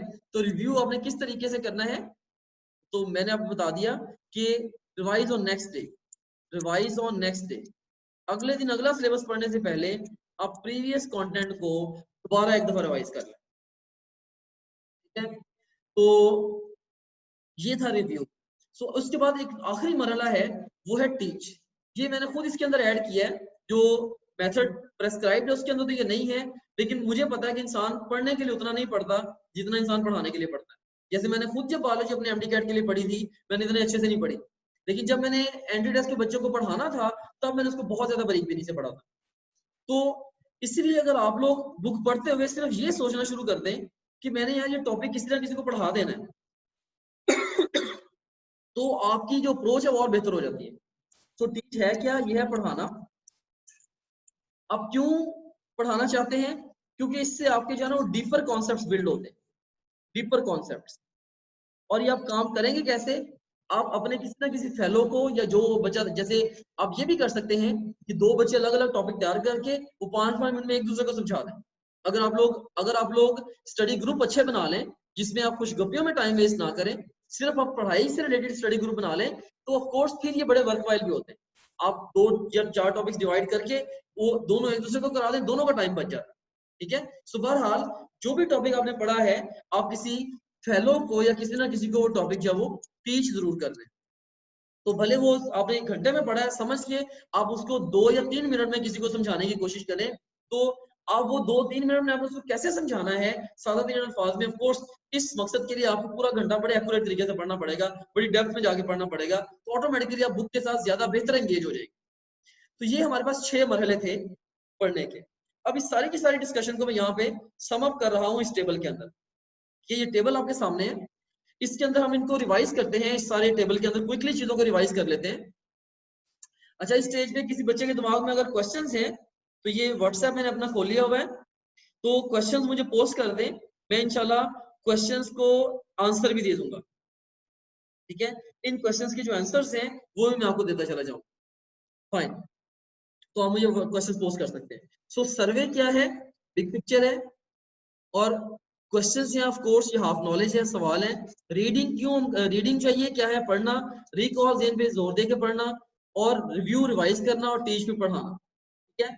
फिर हम सर्वे क्यों करते हैं, देखिए सर्वे हम क्यों करते हैं, ताकि हमें बिग पिक्चर मिल जाए, हमें बड़ी तस्वीर नजर आ जाए जिसके अंदर बाद में रंग भर सकें। क्वेश्चंस हम क्यों पढ़ते हैं, क्योंकि क्वेश्चंस हमें पर्पस ऑफ रीडिंग देते हैं। फिर रीडिंग हम क्यों करते हैं, ताकि हम इंफॉर्मेशन को अंडरस्टैंड कर पाए। फिर रिकॉल क्यों करते हैं, ताकि हम इंफॉर्मेशन को, ताकि हम मेमोरी क्रिएट कर पाए, क्रिएशन ऑफ मेमोरी। और फिर हम रिव्यू क्यों करते हैं, फॉर कंसोलिडेशन ऑफ मेमोरी, ठीक है, याददाश्त को पक्का करने के लिए, नेक्स्ट डे पे जो रिवाइज करते हैं। और टीच क्यों करते हैं हम, ताकि हम डीपर कॉन्सेप्ट्स बिल्ड कर सकें। देखिए स्टेप बाय स्टेप आपने जाना है। सबसे पहले आपने बड़ी तस्वीर देख ली, फिर आपने ये देख लिया कि यार पढ़ने का मकसद क्या है आज का, फिर आपने ये देख लिया कि इसके अंदर लिखा क्या, वो उसको समझ लिया, समझ के आपने याद कर लिया जो चीजें याद करने वाली हैं। वैसे तो जो चीज आप समझ लेते हो काफी हद तक आपको वो आसानी से याद हो जाती है। Ununderstood memorised learning decays with time, जिस चीज को आपने समझे बगैर याद किया है ना, वक्त के साथ साथ उसने आपके दिमाग से निकल जाना, ठीक है। Ununderstood memorised learning decays with time, remember this. तो आपने अंडरस्टैंड करना है, अंडरस्टैंडिंग जो है ये मेमोरी को एम्पावर करती है। आपने मेमोरी को क्रिएट कर लिया, नेक्स्ट डे आपने रिवाइज करके याददाश्त को और पक्का कर लिया, और जब भी मौका मिला आपने वो टॉपिक किसी ना किसी को पढ़ा के उसको, उस टॉपिक को हमेशा के लिए अपने दिमाग के अंदर आपने फ्लैश कर लिया, राइट। तो ये है, ये क्यों, ये वाई के क्वेश्चन का आंसर मैंने दे दिया। अब इस सारी डिस्कशन का जो नटशेल है ना, अब मैं आपको ये देने लगा हूँ, ये अब जो इन्फॉर्मेशन मैं आपको देने लगा हूँ, ये मैं देने लगा हूँ कि लुबे लबा पूरी इन्फॉर्मेशन का, कि आपने सारा, आपने अभी तक हमने ये पढ़ा कि सर्वे क्या, क्यों और कैसे, क्वेश्चंस क्या, क्यों, कैसे, रीड, रिकॉल, रिव्यू, हमने इन सारे स्टेप्स के बारे में इन 3 क्वेश्चंस के आंसर दिए हमने, 3 क्वेश्चंस के हमने आंसर दिए, राइट। तो लेकिन टेक होम पॉइंट आपके लिए क्या है, जो टेक होम पॉइंट है आपके लिए वो ये है कि सिर्फ जो मैं इन 6 खानों में अब जो लिखने लगा हूं ना, बस आप सिर्फ इसके ऊपर अमल दरामद कर लें। बाकी जितनी भी इंफॉर्मेशन मैंने आपको दी है ना, वो सारी की सारी इंफॉर्मेशन सिर्फ आपको समझाने के लिए थी, आपका कंसेप्ट क्लियर करने के लिए। अब लेकिन जो मैं आपको इंफॉर्मेशन देने लगा हूं, ये स्ट्रेट वे आपने अप्लाई करनी है। अप्लाई करने वाला इसमें जो सेक्शन है वो यही वाला है। इसके अंदर अगर आप देखें, सर्वे, सबसे पहले आप लोगों ने क्या करना है, सबसे पहले आप लोगों ने जो मैंने तरीकाकार बताया है कि आपने चैप्टर का टाइटल, इंट्रो, टॉपिक नेम्स और पिक्चर्स, इनके जरिए आपने बर्ड आई व्यू लेना है। फिर आपने पास क्वेश्चंस अटेम्प्ट करने हैं या मॉडल क्वेश्चंस। फिर आपने पढ़ना है सिंबल्स के जरिए, रीड विद सिंबल्स, और समझना है इंफॉर्मेशन को। फिर आपने आपने बुक को क्लोज करके, close the book and recall the information, close करके आपने इंफॉर्मेशन को दोबारा रिकॉल करना है, ये काम उसी वक्त करना है। फिर अगले दिन आपने दोबारा दोहराई करनी, अगले दिन दोहराई ये रिव्यू, और फिर आपने किसी को पढ़ा देना है, ठीक है। तो ये बस 6 स्टेप्स हैं वंस अगेन। अब देखिए सारी डिस्कशन को मैं सम अप कर रहा हूं, मैं यहाँ पे आपके सामने भी ये लेके आता हूँ कि यू सीन हियर, सारी इंफॉर्मेशन को मैं सम अप कर रहा हूँ। सबसे पहले आपने क्या करना है, चैप्टर का नाम पढ़ा, इंट्रोडक्शन पढ़ा, उसके सारे के सारे टॉपिक्स के नेम्स पढ़े, आपने उसकी तस्वीरें देखी, समरी पढ़ी, सर्वे हो गया। आपने उस चैप्टर से रिलेटेड या उस टॉपिक से रिलेटेड जो पढ़ने लगे हैं, आपने क्वेश्चंस, पास्ट या मॉडल क्वेश्चंस आपने अटेम्प्ट किए, आपको पता लग गया पढ़ना कैसे है। फिर जब आपने पढ़ना है, आपने एक्टिवली सवालों के जवाब भी ढूंढने हैं और इस तरीके से पढ़ना है कि आपको समझ आ जाए। फर्स्ट थर्ड स्टेप जो है। फिर जो फोर्थ स्टेप है, रिकॉल आपने ऐसे करना है कि आपने उसी वक्त बुक क्लोज करना है और दिमाग में इंफॉर्मेशन को रिवाइज करने की कोशिश करनी है। फिर 5वें नंबर पे आपने रिव्यू करना है, यानी कि अगले दिन आपने जाके दोबारा दोहराई कर देनी है, और उसके बाद फिर जब भी मौका मिले आपने वो इंफॉर्मेशन किसी ना किसी को टीच भी कर देनी है। So that's all about the book reading. मैं उम्मीद करता हूं कि आप लोगों को ये बुक रीडिंग का जो मेथड है ये पसंद आया होगा। ये बहुत ही पावरफुल मेथड है। एक दफा आपके रिफ्लेक्सेस में आ गया, एक दफा आपने इससे कुछ रिजल्ट्स ले लिए ना, तो फॉर एवर ये आपको हेल्प आउट करेगा। मैंने एमबीबीएस में जो किताबें पढ़ी थी या मैंने बेतहाशा किताबें वैसे जनरल सेल्फ हेल्प की बुक्स पढ़ी हैं या बिजनेस रिलेटेड बुक्स पढ़ी हैं या अपनी कह लें कि प्लानिंग रिलेटेड बुक्स पढ़ी हैं, बहुत सारी बुक्स पढ़ी हैं। मैं हमेशा सारी किताबों को सिंबल्स के साथ पढ़ता हूँ। उसका फायदा ये होता है कि जब भी मुझे कभी दोबारा जरूरत पड़ती है, मैं स्ट्रेट अवे उस बुक को निकालता हूँ और मैं उसको 2-4 घंटे में उसके सारे अहम 3 लेसन को रिवाइज कर लेता हूँ। यानी कि मेडिसिन का सब्जेक्ट जो है, जैसे ये सब्जेक्ट आपको पढ़ने में 6 महीने लग जाते हैं तकरीबन, इतना लेंथी सब्जेक्ट है। बहुत ज्यादा फोकस करके लोग पढ़ो तो 3 से 4 महीने तो कहीं नहीं गए। मैंने उस वक्त इसके ऊपर मेहनत जो करनी थी कर ली, लेकिन अब जो मेरी मेडिसिन की बुक है वो इस तरह से पड़ी हुई है कि जब मर्जी मैं चाहूँ उसके ऊपर सिर्फ मैं 1 से 2 दिन लगा लूं तो पूरी किताब दोबारा रिवाइज कर सकता हूँ। तो क्यों? क्योंकि मैंने सारी की सारी किताब सिंबल लगा के टेक्निकली बड़े तरीके से पढ़ी। क्या जैसे मैं किताब खोलता हूँ मुझे वो किताब खुद पढ़ाना शुरू कर देती है, हाँ भाई यहाँ पे ये चीज ऐसे थी ऐसे थी ऐसे थी। तो इस तरीके से ऐसे ही आपकी जो एक्टिव स्ट्रेटजीज होनी चाहिए पढ़ने के हवाले से। ठीक है, अब अगर किसी बच्चे का क्वेश्चन है तो वो मेरे से पूछ ले। बाकी आप सब लोगों का बहुत शुक्रिया, आप लोगों ने इस सेशन में मुझे ज्वाइन किया। कि ये बच्ची है जी फातिमा, ये कह रही है कि सर आपका जो बुक रीडिंग मेथड है ये टू डिफिकल्ट टू अप्लाई है। बिल्कुल मैं मानता हूँ डिफिकल्ट टू अप्लाई है, लेकिन ये जो आखिर में मैंने 6 बातें बताई है ना, सिर्फ आप इन 6 स्टेप्स को ध्यान में रख लें। ये जो आखिर में 6 बातें बताई हैं फातिमा को मैं कह रहा हूँ, 6 बातें आपको मैंने बताई हैं कि मैं दोबारा रिवाइज कर देता हूँ।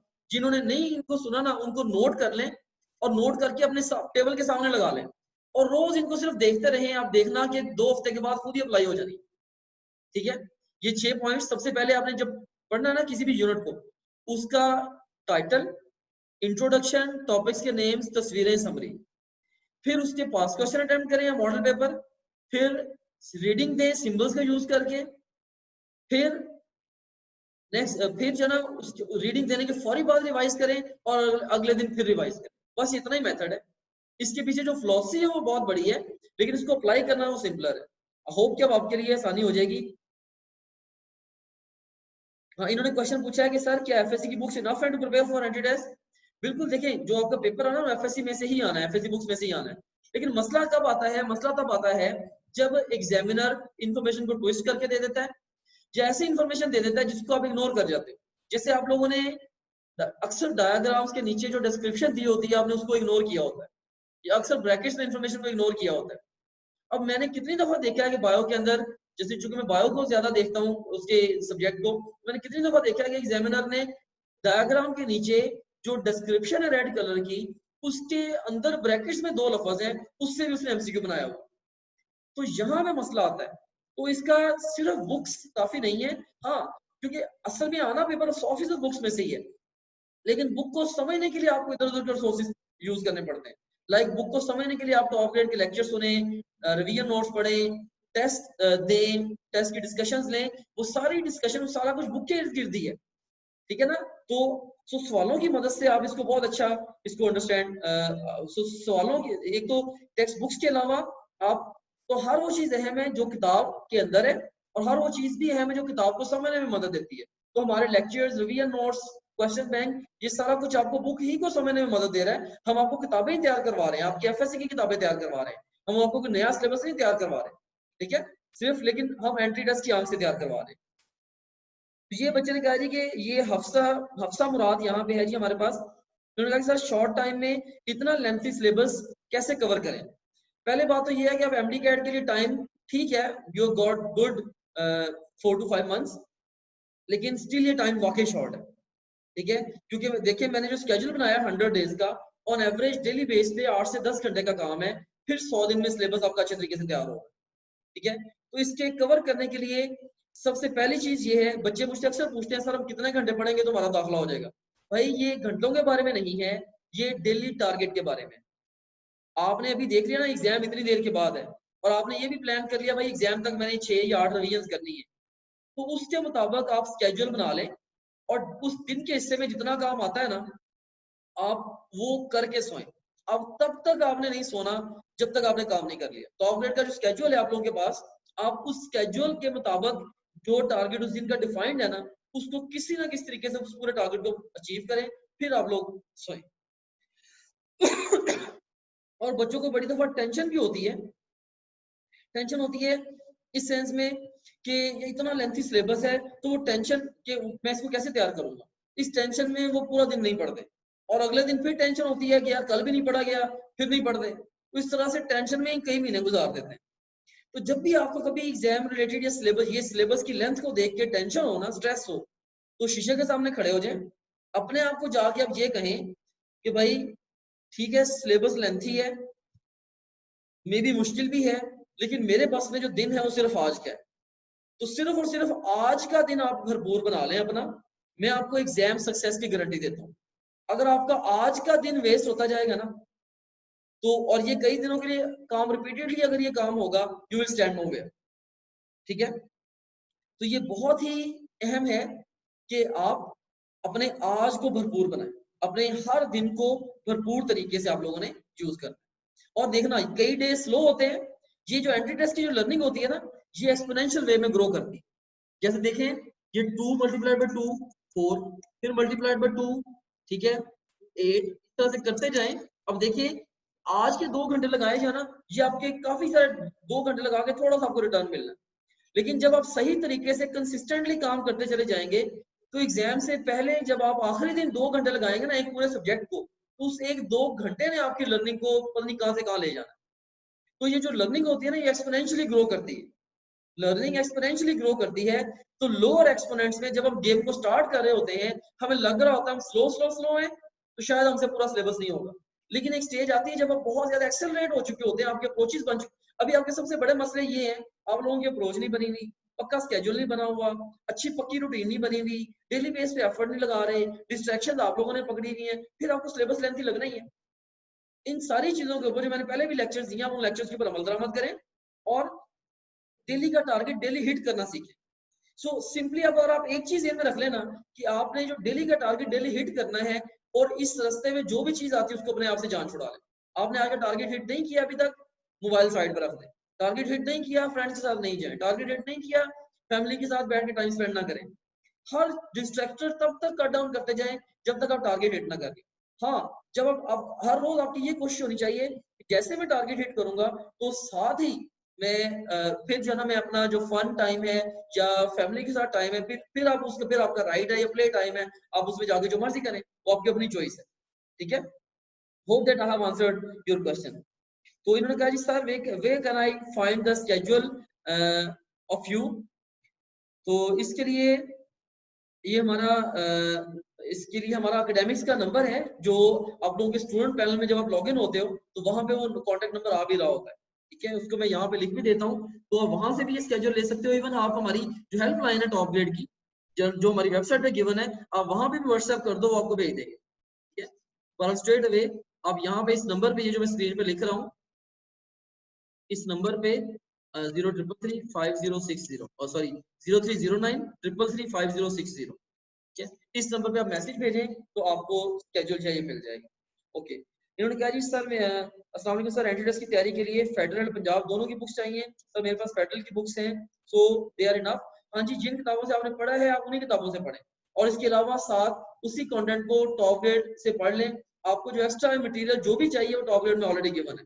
ठीक है, हमने इवन जो टॉप ग्रेड के लेक्चर्स बनाए हैं एफएससी ए लेवल, लाइक हमने ऑल एंगल्स की चीजों को कंबाइन करके इस तरीके से बनाया है कि जो क्रॉस डेफिशिएंसीज है वो ओवरकम हो जाए। ठीक है, तो आप कॉन्फिडेंस के साथ अपनी फेडरल की बुक्स जमा top grade is equal to success इंशाल्लाह। ठीक है, नेक्स्ट है जी हमारे पास आई पे sir this is Alishba Imran, how much maximum time should be spend on the 6 steps for effective time management, कि ये 6 स्टेप्स पे कितना टाइम लगाना है। भाई देखिए शुरू में आपको ना, मे बी आपको जिस तरीके से मैं आपको बता रहा हूँ ना, आप लोगों को हो सकता है कि वो आप लोग एक टॉपिक को 2 घंटे की बजाय 3 या 4 घंटे में तैयार करें। आपका एक्स्ट्रा टाइम काफी सारा लगना है, और ये लगेगा तब तक जब तक आपके रिफ्लेक्स नहीं बन जाते, मे बी हफ्ता 2 हफ्ते।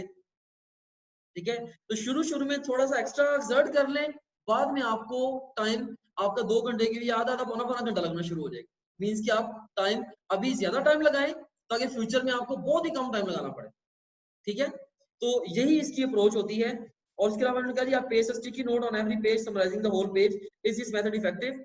हाँ, ये भी मेथड इफेक्टिव है, लेकिन बड़ी दफा जो है ना वो हम जब ओरिजिनल बुक के साथ रहेंगे ना, मेरे ख्याल में वो ज्यादा अच्छा है, बजाय कि आप जो समरी आप बना रही हो, स्टिकी नोट पे लिख रही हो, फिर पेस्ट कर रही हो, उसकी बजाय आप बुक के ऊपर ही उन वर्ड्स के ऊपर स्टार लगा लो और जो मैथ सिंबल्स का यूज कर लो।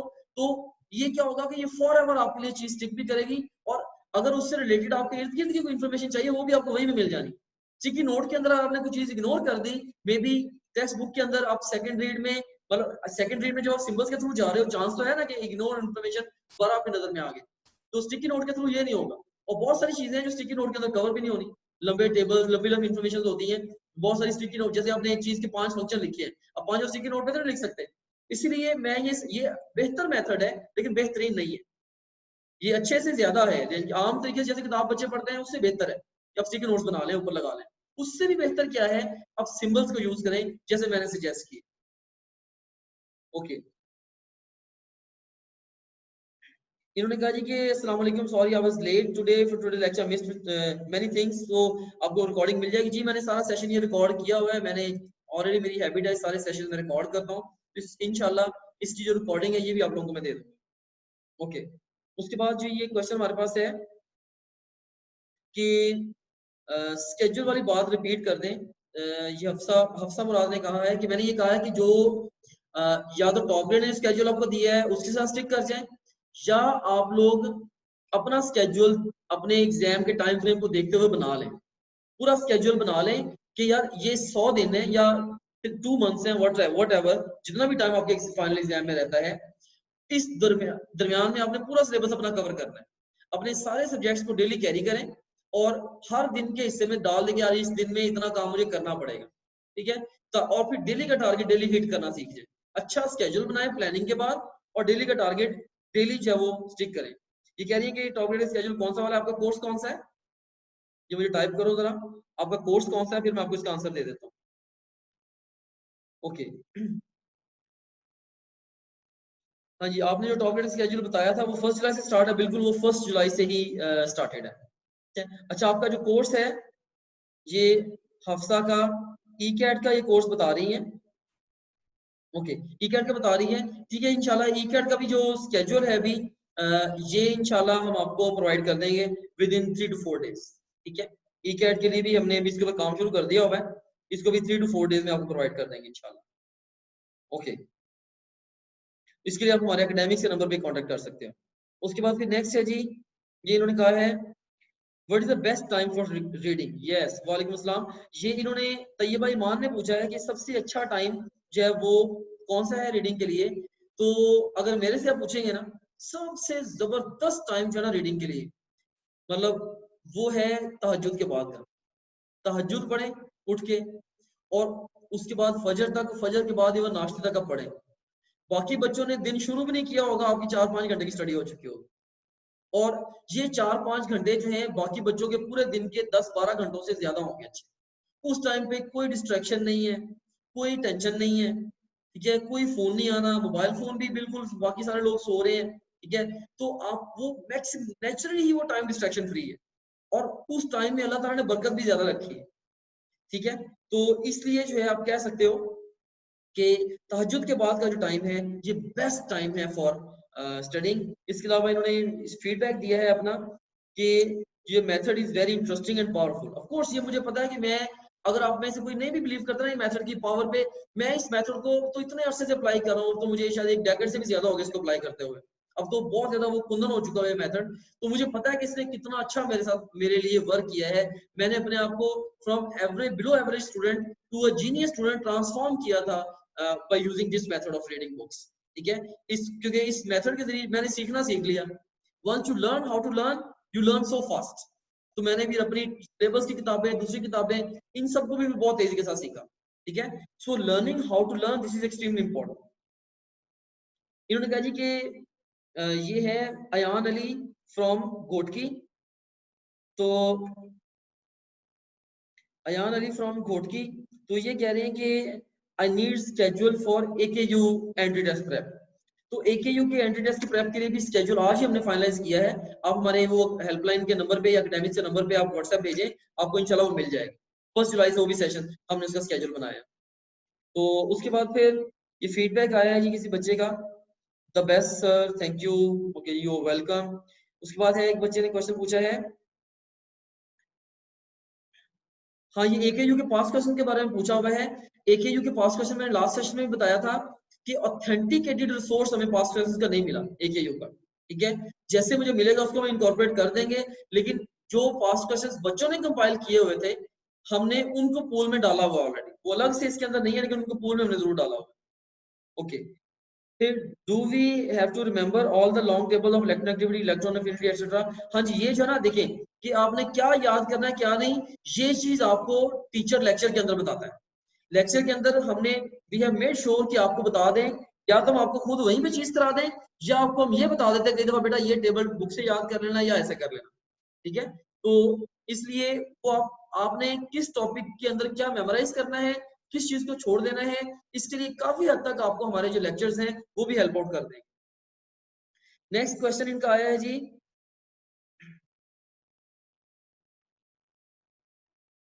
Sir I to two courses MCAT and MDCAT. So ये कौन से टू कोर्सेज है भाई, एमकैट और एमडीकैट के? So what will you time table schedule, please tell me and guide me. और ये एमडीकैट किस प्रोविंस का है ये भी आप मुझे बताओ, ठीक है, फिर मैं आपके क्वेश्चन को आंसर कर पाऊंगा। हाँ जी, इन्होंने कहा है कि ये थैंक यू सर, इन्होंने कहा कि thank you sir, you are a blessing for us in this situation. चल ठीक है जी, thank you very much. If you think so, इंशाल्लाह मेरी कोशिश होगी कि आपको वक्तन फक्तन एक्यूरेट गाइडेंस देता रहूं। Which books are required for the preparations of AKU? तो एकेयू के लिए जो ना बुक्स अगर आपने लेनी ही लेनी है तो बैरन की सेट 1 ले लें, वहां से चाहे वो मैथ और साइंस रीजनिंग तैयार कर लें, बैरन की सेट 1, ठीक है। और किसी के ऊपर मेरा ट्रस्ट नहीं है, या टॉप ग्रेड का रिसोर्स यूज करें। अस्सलाम वालेकुम sir, your meetings bring a great change in my life, thanks a lot. ये मैं भी बात कर रही हैं, आई डोंट नो कहां से बात कर रही हैं।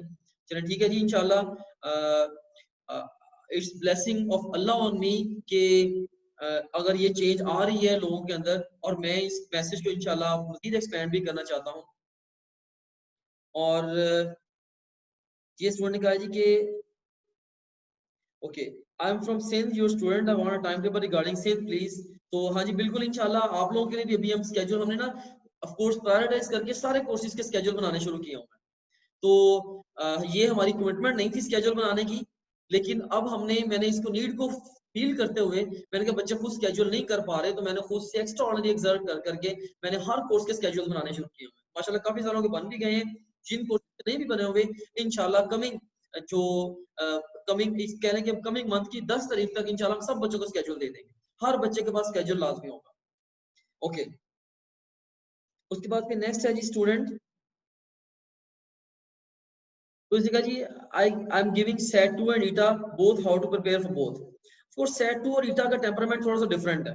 ऑफ कोर्स सेट 2 के लिए आप बैलेंस की बुक्स का यूज कर लो या मैगूश का कोर्स ले लो, और दोनों के लिए तैयारी आपने ईटा के लिए आप ऑफ कोर्स हमारा कोर्स ले लो और साथ अपनी बुक्स को पढ़ो। ओके, सो नेक्स्ट है जी हमारे पास, हाँ सर कैलकुलेशन विदाउट कैलकुलेटर के लिए कुछ लेक्चर्स होने चाहिए। तो ये जहां जहां पे कैलकुलेशंस हैं मुतलका इन्वॉल्व हैं, उसके लिए जो वो टीचर्स ने लेक्चर्स दिए हुए हैं, आपको शॉर्टकट्स बताए हुए हैं। वैसे भी एग्जाम में क्वेश्चंस इस तरीके के आते हैं कि उसके अंदर कैलकुलेटर की जरूरत होती भी नहीं है, उन्होंने उसके अंदर क्लूज ऐसे रखे होते हैं कि आपको कैलकुलेटर की जरूरत नहीं पेश आती। नेक्स्ट इस बच्चे ने कहा है thank you sir, so blessed, amazing teacher. ये लुबाबा का मैसेज है, थैंक यू वेरी मच जी फ्रॉम सिंध। इस क्वेश्चन का आया जी thank you sir, your instructions will bring a big change in me. Amna Khan, ये छंगा मांगा सिंह का मैसेज आया है, इंशाल्लाह इंशाल्लाह you will transform into a genius student. Sir please meeting का लिंक ग्रुप में जरूर सेंड कर दें, इंशाल्लाह मैं ठीक है सेंड कर दूंगा, इस मीटिंग का लिंक ग्रुप में भी सेंड कर दूंगा। ओके, अस्सलाम वालेकुम सर, टॉप ग्रेड में नम्स और यूएचएस का सिलेबस सेम है, और सर के मैंने नम्स का कोर्स लिया है बट मैंने यूएचएस का टेस्ट भी देना है। नम्स और यूएचएस का सिलेबस बिल्कुल सेम है, सिर्फ एक डिफरेंस है। नम्स के कोर्स में नम्स के कोर्स में सिर्फ नम्स के पास क्वेश्चंस, और एमकैट में सिर्फ एमकैट के पास क्वेश्चंस है, बाकी सेम है क्योंकि सिलेबस सेम है, ठीक है। तो आप ये कर सकते हो कि आप हेल्पलाइन में राब्ता करो और उन्हें कहोगे ये जो कोर्स आपका है इसको कन्वर्ट कर दें इनटू नम डी कैट, उसमें आपको दोनों के पास क्वेश्चन मिल जाएंगे, नम्स के भी और एमडी कैट के भी, तो ये आपके लिए और अच्छा हो जाएगा। तो सर 1 जुलाई से जो प्लान शुरू होगा सिर्फ एमडी-कैट की प्रेप के लिए है, नम्स की प्रिपरेशन के? हाँ, नम्स और एमडी-कैट के लिए सेम प्लान है। Sir your book reading method is great, it's very helpful, thank you very much you welcome.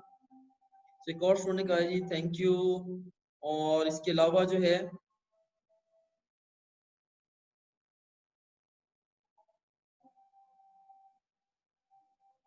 इन्होंने कहा जी I am Zohra from Balochistan, MCAT from Sindh, MCAT Balochistan and Punjab because I want take my test 3 provinces as basic is weak, that's why I took 2 course by taking advice of top grade. तो ठीक है वो आप दे रहे हो, लेकिन मुझे ये नहीं समझ आ रही है पूछना क्या चाह रही हो।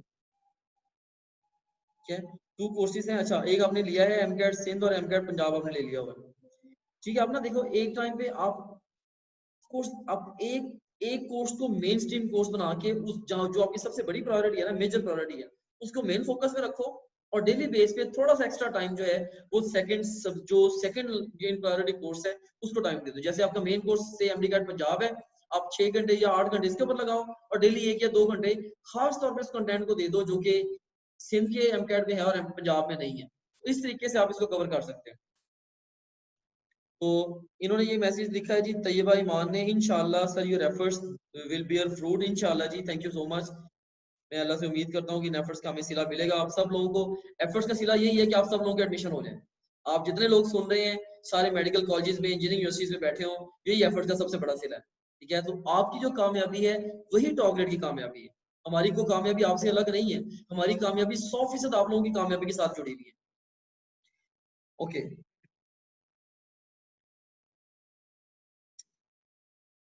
नम्स और ईटा के जो एग्जाम्स हैं ये कब होंगे? ऑफ कोर्स ये सितंबर के फॉर श्योर बाद ही होंगे, उससे थोड़े लेट ही हो सकते हैं, लेकिन कम से कम भी सितंबर के बाद होंगे। ओके, इस बच्चे ने मैसेज लिखा है कि जी कुछ बच्चे बहुत ज्यादा स्ट्रेस लेते हैं, पढ़ते कम है और इसकी उनकी परफॉर्मेंस बहुत इफेक्ट होती है। अच्छा, ओके, बाद इन्होंने लिखा है जी सर अभी से स्टार्ट करें तो लास्ट तक प्रिपरेशन हो जाएगी। आयशा फ्रॉम सिंध जी बिल्कुल, अगर आप अब स्टार्ट करें you have got plenty of time, enough time.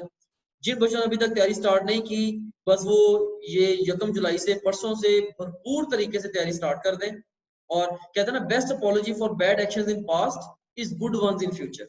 अगर पास्ट में आपसे टाइम वेस्ट हो गया, कोई मसले मसाल हो गए, जस्ट फॉरगेट अबाउट दैट। सिर्फ उनकी बेस्ट अपॉलॉजी ये है कि फ्यूचर में आप अच्छे काम करो। ठीक है, तो अब आपने फ्यूचर में अपने टाइम को भरपूर तरीके से यूज करना है, पर इंशाल्लाह आपको नुकसान नहीं होगा। सर फिर हमें ये पूछ रही है कि एमकैट के सिलेबस नमडी कैट में कैसे कन्वर्ट होगा? वो आप वहां पे हेल्पलाइन पे रब्ता कर लो, वो कर देंगे। फिर हमें नम्स और एमडी कैट की अलग बुक्स लेनी पड़ेगी? नहीं, बुक्स अलग लेने की जरूरत नहीं है, बुक्स सेम ही चल रही है, जो टेक्स्ट बुक्स हैं वही चल रही है। ओके, उसके बाद फिर है जी ए लेवल स्टूडेंट के लिए आप क्या रिकमेंड करते हैं कि उनके लिए सेट 2 की प्रिपरेशन ज्यादा आसान होगी या फिर नमडी कैट भी कर सकते हैं? तो ऑफ कोर्स इसके लिए है ना ये डिफरेंट पाथवेज हैं। सेट 2 एक अलग एग्जाम है, वो इंटरनेशनल एग्जाम है, और ये एमडी कैट एक अलग एग्जाम है। दोनों का अपना अपना जो है वो अपनी अपनी रिक्वायरमेंट्स है। ठीक है, तो दोनों के लिए अलग अलग, अब मुझे नहीं पता कि आपका एग्जैक्टली क्या स्टेटस है, आप किस बेस पे कहाँ पे दाखिला लेना चाह रहे हो, लेकिन आपको एग्जैक्टली प्रायोरिटाइज करना पड़ेगा खुद से कि आप क्या ज्यादा ज्यादा फोकस वाला इम्तिहान कौन सा है, यानी कि आपके लिए ज्यादा अहम इम्तिहान कौन सा है। वही बात पहले मैंने जैसे बताई है, ज्यादा अहम इम्तिहान को आप टॉप प्रायोरिटी पे रखो, ज्यादा अहम इम्तिहान को पहली प्रायोरिटी पे रखो, और उसके उसका स्केड्यूल बना के तैयारी शुरू कर दो। डेली बेस पे थोड़ा थोड़ा टाइम जो सेकंड इन प्रायोरिटी एग्जाम है उसके ऊपर आप दे दो। ओके, उसके बाद नेक्स्ट है जी थैंक्स फॉर एडवाइस। ओके, ये मैसेज आया जी सर हम कंसिस्टेंसी से कैसे पढ़ सकते हैं, प्लीज बता दें, लॉकडाउन की वजह से घर में एक जगह पढ़ा नहीं जाता, प्लीज गाइड। एक जगह पर बैठ के कंसिस्टेंसी कैसे पढ़ें, घर में कंसिस्टेंसी की रूटीन नहीं है। इसके लिए सबसे पहले आप घर में अच्छी सी स्टडी प्लेस फाइंड करें। जो भी घर में आपके जो लोग आपको डिस्टर्ब करते हैं, डिस्ट्रैक्ट करते हैं, एक एक करके सबसे बात करें, भाई मैंने पढ़ना है, मुझे इन टाइम्स के अंदर मुझे डिस्टर्ब ना किया जाए। तो सबके साथ कन्वर्सेशन करके अपनी स्टडी प्लेस लाजमी तौर पे ग्रैब करें जहाँ पे आपको इंटरप्शंस ना हो, और उसके बाद उस स्टडी प्लेस को अपने लिए थोड़ा कंफर्टेबल बनाएं। वहाँ पे कंफर्टेबल टेबल, चेयर, अच्छी लाइट वगैरह होनी चाहिए, और बस उसके बाद फिर आप जो है ना वहाँ पे पढ़ो। और ऑफ कोर्स जब आप थोड़ा सा एग्जॉस्ट हो जाओ, एक जगह बैठे बैठे आ जाओ, एक तो पढ़ते हुए अपना पोस्चर इजी रखो, बिल्कुल किसी मसल के अंदर बैंड नहीं होना चाहिए, सारी बॉडी रिलैक्स होनी चाहिए। फिर भी जब थक जाओ, उठ के थोड़ी सी वॉक कर लो, you can take a bath, you can eat a snack, और उसके बाद दोबारा you can come back to studies. तो ये थोड़ा सा आपको अपना स्टेमिना बिल्ड करना पड़ेगा। इसके ऊपर भी इंशाल्लाह मैं कभी आपको बताऊंगा कि स्टेमिना कैसे बिल्ड करते हैं। मैं एक लेकिन बात आपको जरूर आज बताना चाहूंगा इस चीज की अहमियत को मद्देनजर रखते हुए, वो ये है कि हमारी जो 90% थकावट है ना, वो सिर्फ हमारे रॉन्ग पोस्चर्स और जेस्चर्स की वजह से होती है। फॉर एग्जाम्पल अगर इसी वक्त आप गौर करें, बहुत सारे बच्चों ने अपनी आंखों को यूं किया होगा, अपने चेहरे के मसल्स को टाइट किया होगा, अपनी मुट्ठियां बंद की होंगी, अपने लेग्स को टाइट करके बैठे होंगे। सो ये हेड टू टो जो है वो कहीं ना हर एक ने कुछ ना कुछ जाना किसी ना कुछ मसल्स को बढ़ाया होगा। तो इससे क्या होता है कि आपका स्टेमिना लूज हो जाता है। तो जब आप बैठे हैं, आपकी बॉडी के अंदर बेंड्स कम से कम हो, और आप पूरी बॉडी बिल्कुल इतनी रिलैक्स हो, जैसे आपने कभी कैट को देखा होगा, जैसे वो आराम करती है पूरी बॉडी उसकी रिलैक्स होती है, आपकी पूरी बॉडी ऐसे रिलैक्स होनी चाहिए। तो अगर ऐसा होगा तो देन इट्स इट्स मोर वर्कवाइल। ठीक है, तो फिर आपका स्टेमिना ऑटोमेटिकली बना रहेगा। तो ये गेम जो है बेसिकली स्टेमिना की गेम है। Hope that I have answered your question. Sir I start top grade MCAT at 20 June, so can I prepare my still entry test? Top grade expiry date for 9 days, after 9 days it will be removed। इसके लिए अपना helpline पर रब्ता करें ना, वो आपको इंशाल्लाह एक्यूरेटली गाइड कर देंगे। आप सब लोगों को हम ओन करते हैं, हम आपको अधूरा रास्ते में नहीं छोड़ेंगे। ये सारे लोग एक्सपायरी डेट जो भी जैसे मर्जी हो, मुझे इतना पता है कि हम आपको अधूरा रास्ते में नहीं छोड़ेंगे। ठीक है, इंशाल्लाह हम आपको आपके एग्जाम तक हम आपको बैक टू बैक सर्विसेज देंगे, अच्छे तरीके से हम आपको पार लगाएंगे इंशाल्लाह। ओके जी, ये thank you sir, you are best, top grade is best, thank you very much, remember in prayers. Okay, ये उनका कि सर आप बता सकते हैं सेट टू कौन सी यूनिवर्सिटी में एडमिशन दिलवा सकती है? इंटरनेशनल यूनिवर्सिटी तकरीबन सारी की सारी सेट टू को एक्सेप्ट करती हैं। जो लोग फॉरेन यूनिवर्सिटीज के चाइना और रशिया या फिर पाकिस्तान से MBBS करना चाहते हैं, क्या वो PMDC का टेस्ट पास नहीं कर सकते? नहीं जी, वो PMDC का टेस्ट अगर वापस आके PMDC का ध्यान देते हैं, वो पास कर भी लेते हैं। बहुत सारे लोग हैं जो पास कर भी लेते हैं, लेकिन उस प्लान को मैं हमेशा सेकंड लाइन प्लान रखता हूँ। पहले नंबर पे यही कोशिश करूँ कि हमारी कंट्री के अंदर ही आपको कहना कि एडमिशन मिल जाए गवर्नमेंट, या अगर आप ज्यादा अफोर्डिंग हो तो प्राइवेट भी ट्राई कर सकते हो। ओके, तो नेक्स्ट है जी, सर ज्यादा रिलैक्स होके पढ़े तो नींद आ जाती है और नहीं पढ़ा जाता, फिर कॉफी पिए और मुंह धोए, तो ऑफ कोर्स आपने स्टेमिना भी बनाना है, ज्यादा देर के लिए बैठ के पढ़ना भी है। तो रिलैक्स, अपनी बॉडी को रिलैक्स करें, अपने माइंड को रिलैक्स ना करें। ठीक है, दो चीजों की अलग अलग रिलैक्सेशन है आपके अंदर। और माइंड भी इस तरह होना चाहिए कि आपको टेंशन नहीं होनी चाहिए, आपको सेंस ऑफ रिस्पॉन्सिबिलिटी होनी चाहिए। जैसे अगर आपको टेंशन हो रही है, पढ़ा नहीं जा रहा और आप पढ़ भी नहीं रहे, ठीक है, ये वर्स्ट सिचुएशन है। तो आपको बिल्कुल मेंटली आप इजी हो यार, बस ठीक है मैं अपनी तरफ से कोशिश कर रहा हूँ, ठीक है। और आपको लेकिन ये जरूर हो गया, मैंने डेली बेस पे जो आज किसी का काम मैंने करके सोना है। सेंस ऑफ रिस्पॉन्सिबिलिटी होनी चाहिए, टेंशन नहीं होनी चाहिए, और माइंड भी अंदर रिस्पॉन्सिबिलिटी होनी चाहिए, और बॉडी रिलैक्स होनी चाहिए। ठीक है, बिला वजह बॉडी को थकाने का या एग्जॉस्ट करवाने का फायदा नहीं है। ओके, सर आप QMC भावलपुर में टीचिंग करते हैं? नहीं जी, मैं साहिवाल मेडिकल कॉलेज में होता हूँ।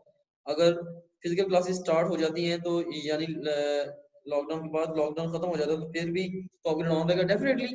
हम तो, हमारा तो है ही ऑनलाइन, हमारा टॉप ग्रेड बेसिकली हम लोगों ने स्टेटस को के अगेंस्ट इस इंस्टीट्यूट को एस्टेब्लिश किया है कि हम बच्चों का माइंडसेट वैसे ही चेंज करना चाहते हैं कि भाई क्या जरूरत है जब ऑनलाइन घर बैठ के देखिए। अब मैंने बुक रीडिंग है ना, आपको मैं क्लास के अंदर इतनी गर्मी के अंदर, और कभी दूर से सुन रहा है कोई बच्चा नहीं सुन रहा, बाद में रिकॉर्डिंग नहीं मिल रही, ऐसे भी करा सकता था, मैंने आपको यहाँ बैठ के भी करवा दी और ज्यादा कन्वीनियंटली करा दी। अगर थोड़ा सा लेक्चर लेट भी हुआ है, आप कंफर्टेबल रहे, आपको मसला नहीं हुआ, अपने घर में बैठे। तो इस तरह जाना आना, फिर वहां पे टाइम वेस्टेजेस, बहुत सारे मसले हैं रियल वर्ल्ड के, रियल वर्ल्ड में तैयारियों के जाके करने के, जो कि ऑनलाइन पे नहीं है। और मैं जो फ्यूचर उन्हीं स्टूडेंट्स का है जो ऑनलाइन पे शिफ्ट हो जाएंगे, और ये अभी नहीं तो लोगों को 1-2 साल बाद समझ आ जाएगी कि ऑनलाइन ही सही रास्ता है आगे बढ़ने का। खासतौर पर एंटी टेस्ट जैसे जो कंपैरेटिव एग्जाम्स हैं, जब टाइम बहुत शॉर्ट है तो ऑनलाइन के थ्रू ही इतना एफिशिएंट हुआ जा सकता है। वैसे बंदा इतना, वैसे मुझे पता है कि अकेडमी आप ज्वाइन करेंगे ना, उससे सिर्फ एक काम होगा कि आपकी एफिशिएंसी लूज होगी, बस। ओके, नेक्स्ट है जी हमारे पास,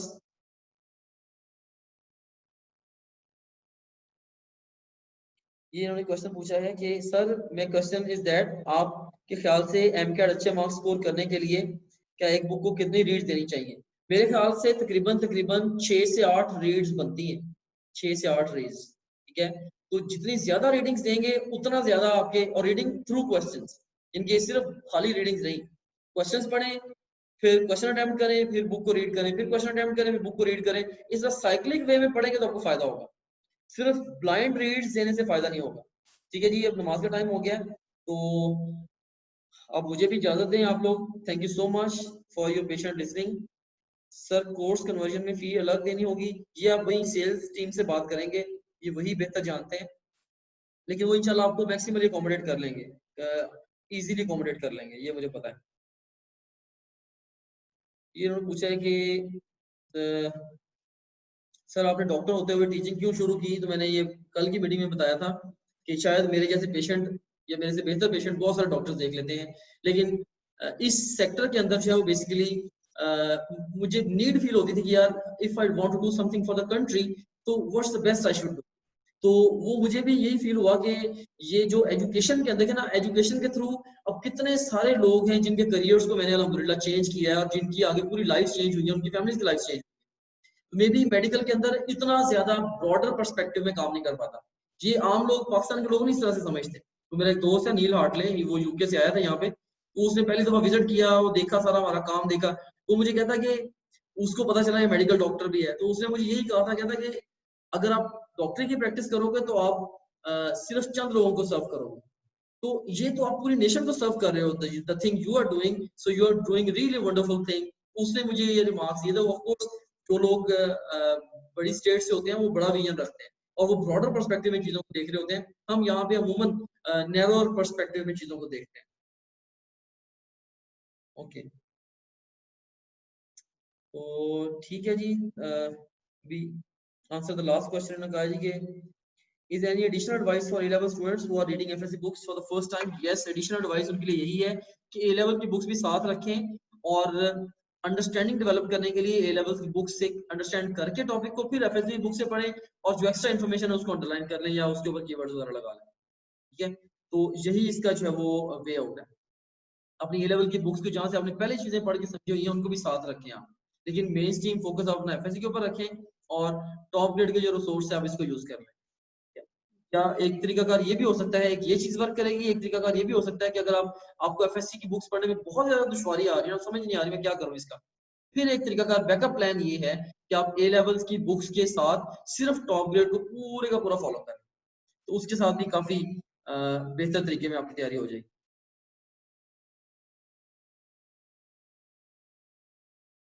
सर जो स्टूडेंट्स टीचर स्ट्रेस या टीचर इंसल्ट से पढ़ते हैं वो घर पे से कैसे पढ़ेंगे? भाई एंट्री टेस्ट एक ऐसी गेम है, अगर आपकी इंसल्ट करके आपको पढ़ाना पड़ रहा है ना, इसका मतलब ये है कि आप दाखिला लेने वाले स्टूडेंट नहीं है। एंट्री टेस्ट का स्टूडेंट जिम्मेदार स्टूडेंट होता है, वो बगैर किसी बैरूनी दबाव के पढ़ता है, उसको किसी एक्सटर्नल प्रेशर की जरूरत नहीं होती। ठीक, keep this thing in mind, उसको किसी भी एक्सटर्नल प्रेशर की जरूरत नहीं होती। ठीक है जी, सो ये एक स्टूडेंट ने क्वेश्चन पूछा हुआ है कि आप पूछ रहे कि हमें AKU के साइंस रीजनिंग या मैथ के लिए कौन सी बुक स्टडी करनी चाहिए। इसके लिए मैंने आपको ऑलरेडी बता दिया है, पेरेंट्स की बुक मैंने आपको जैसे सजेस्ट की है, 7 टॉप ग्रेड का कोर्स सजेस्ट किया है। वीडियो ग्रुप में अवेलेबल होगी या नहीं, तो ग्रुप में भी इंशाल्लाह इसको मैं अवेलेबल कर दूंगा। और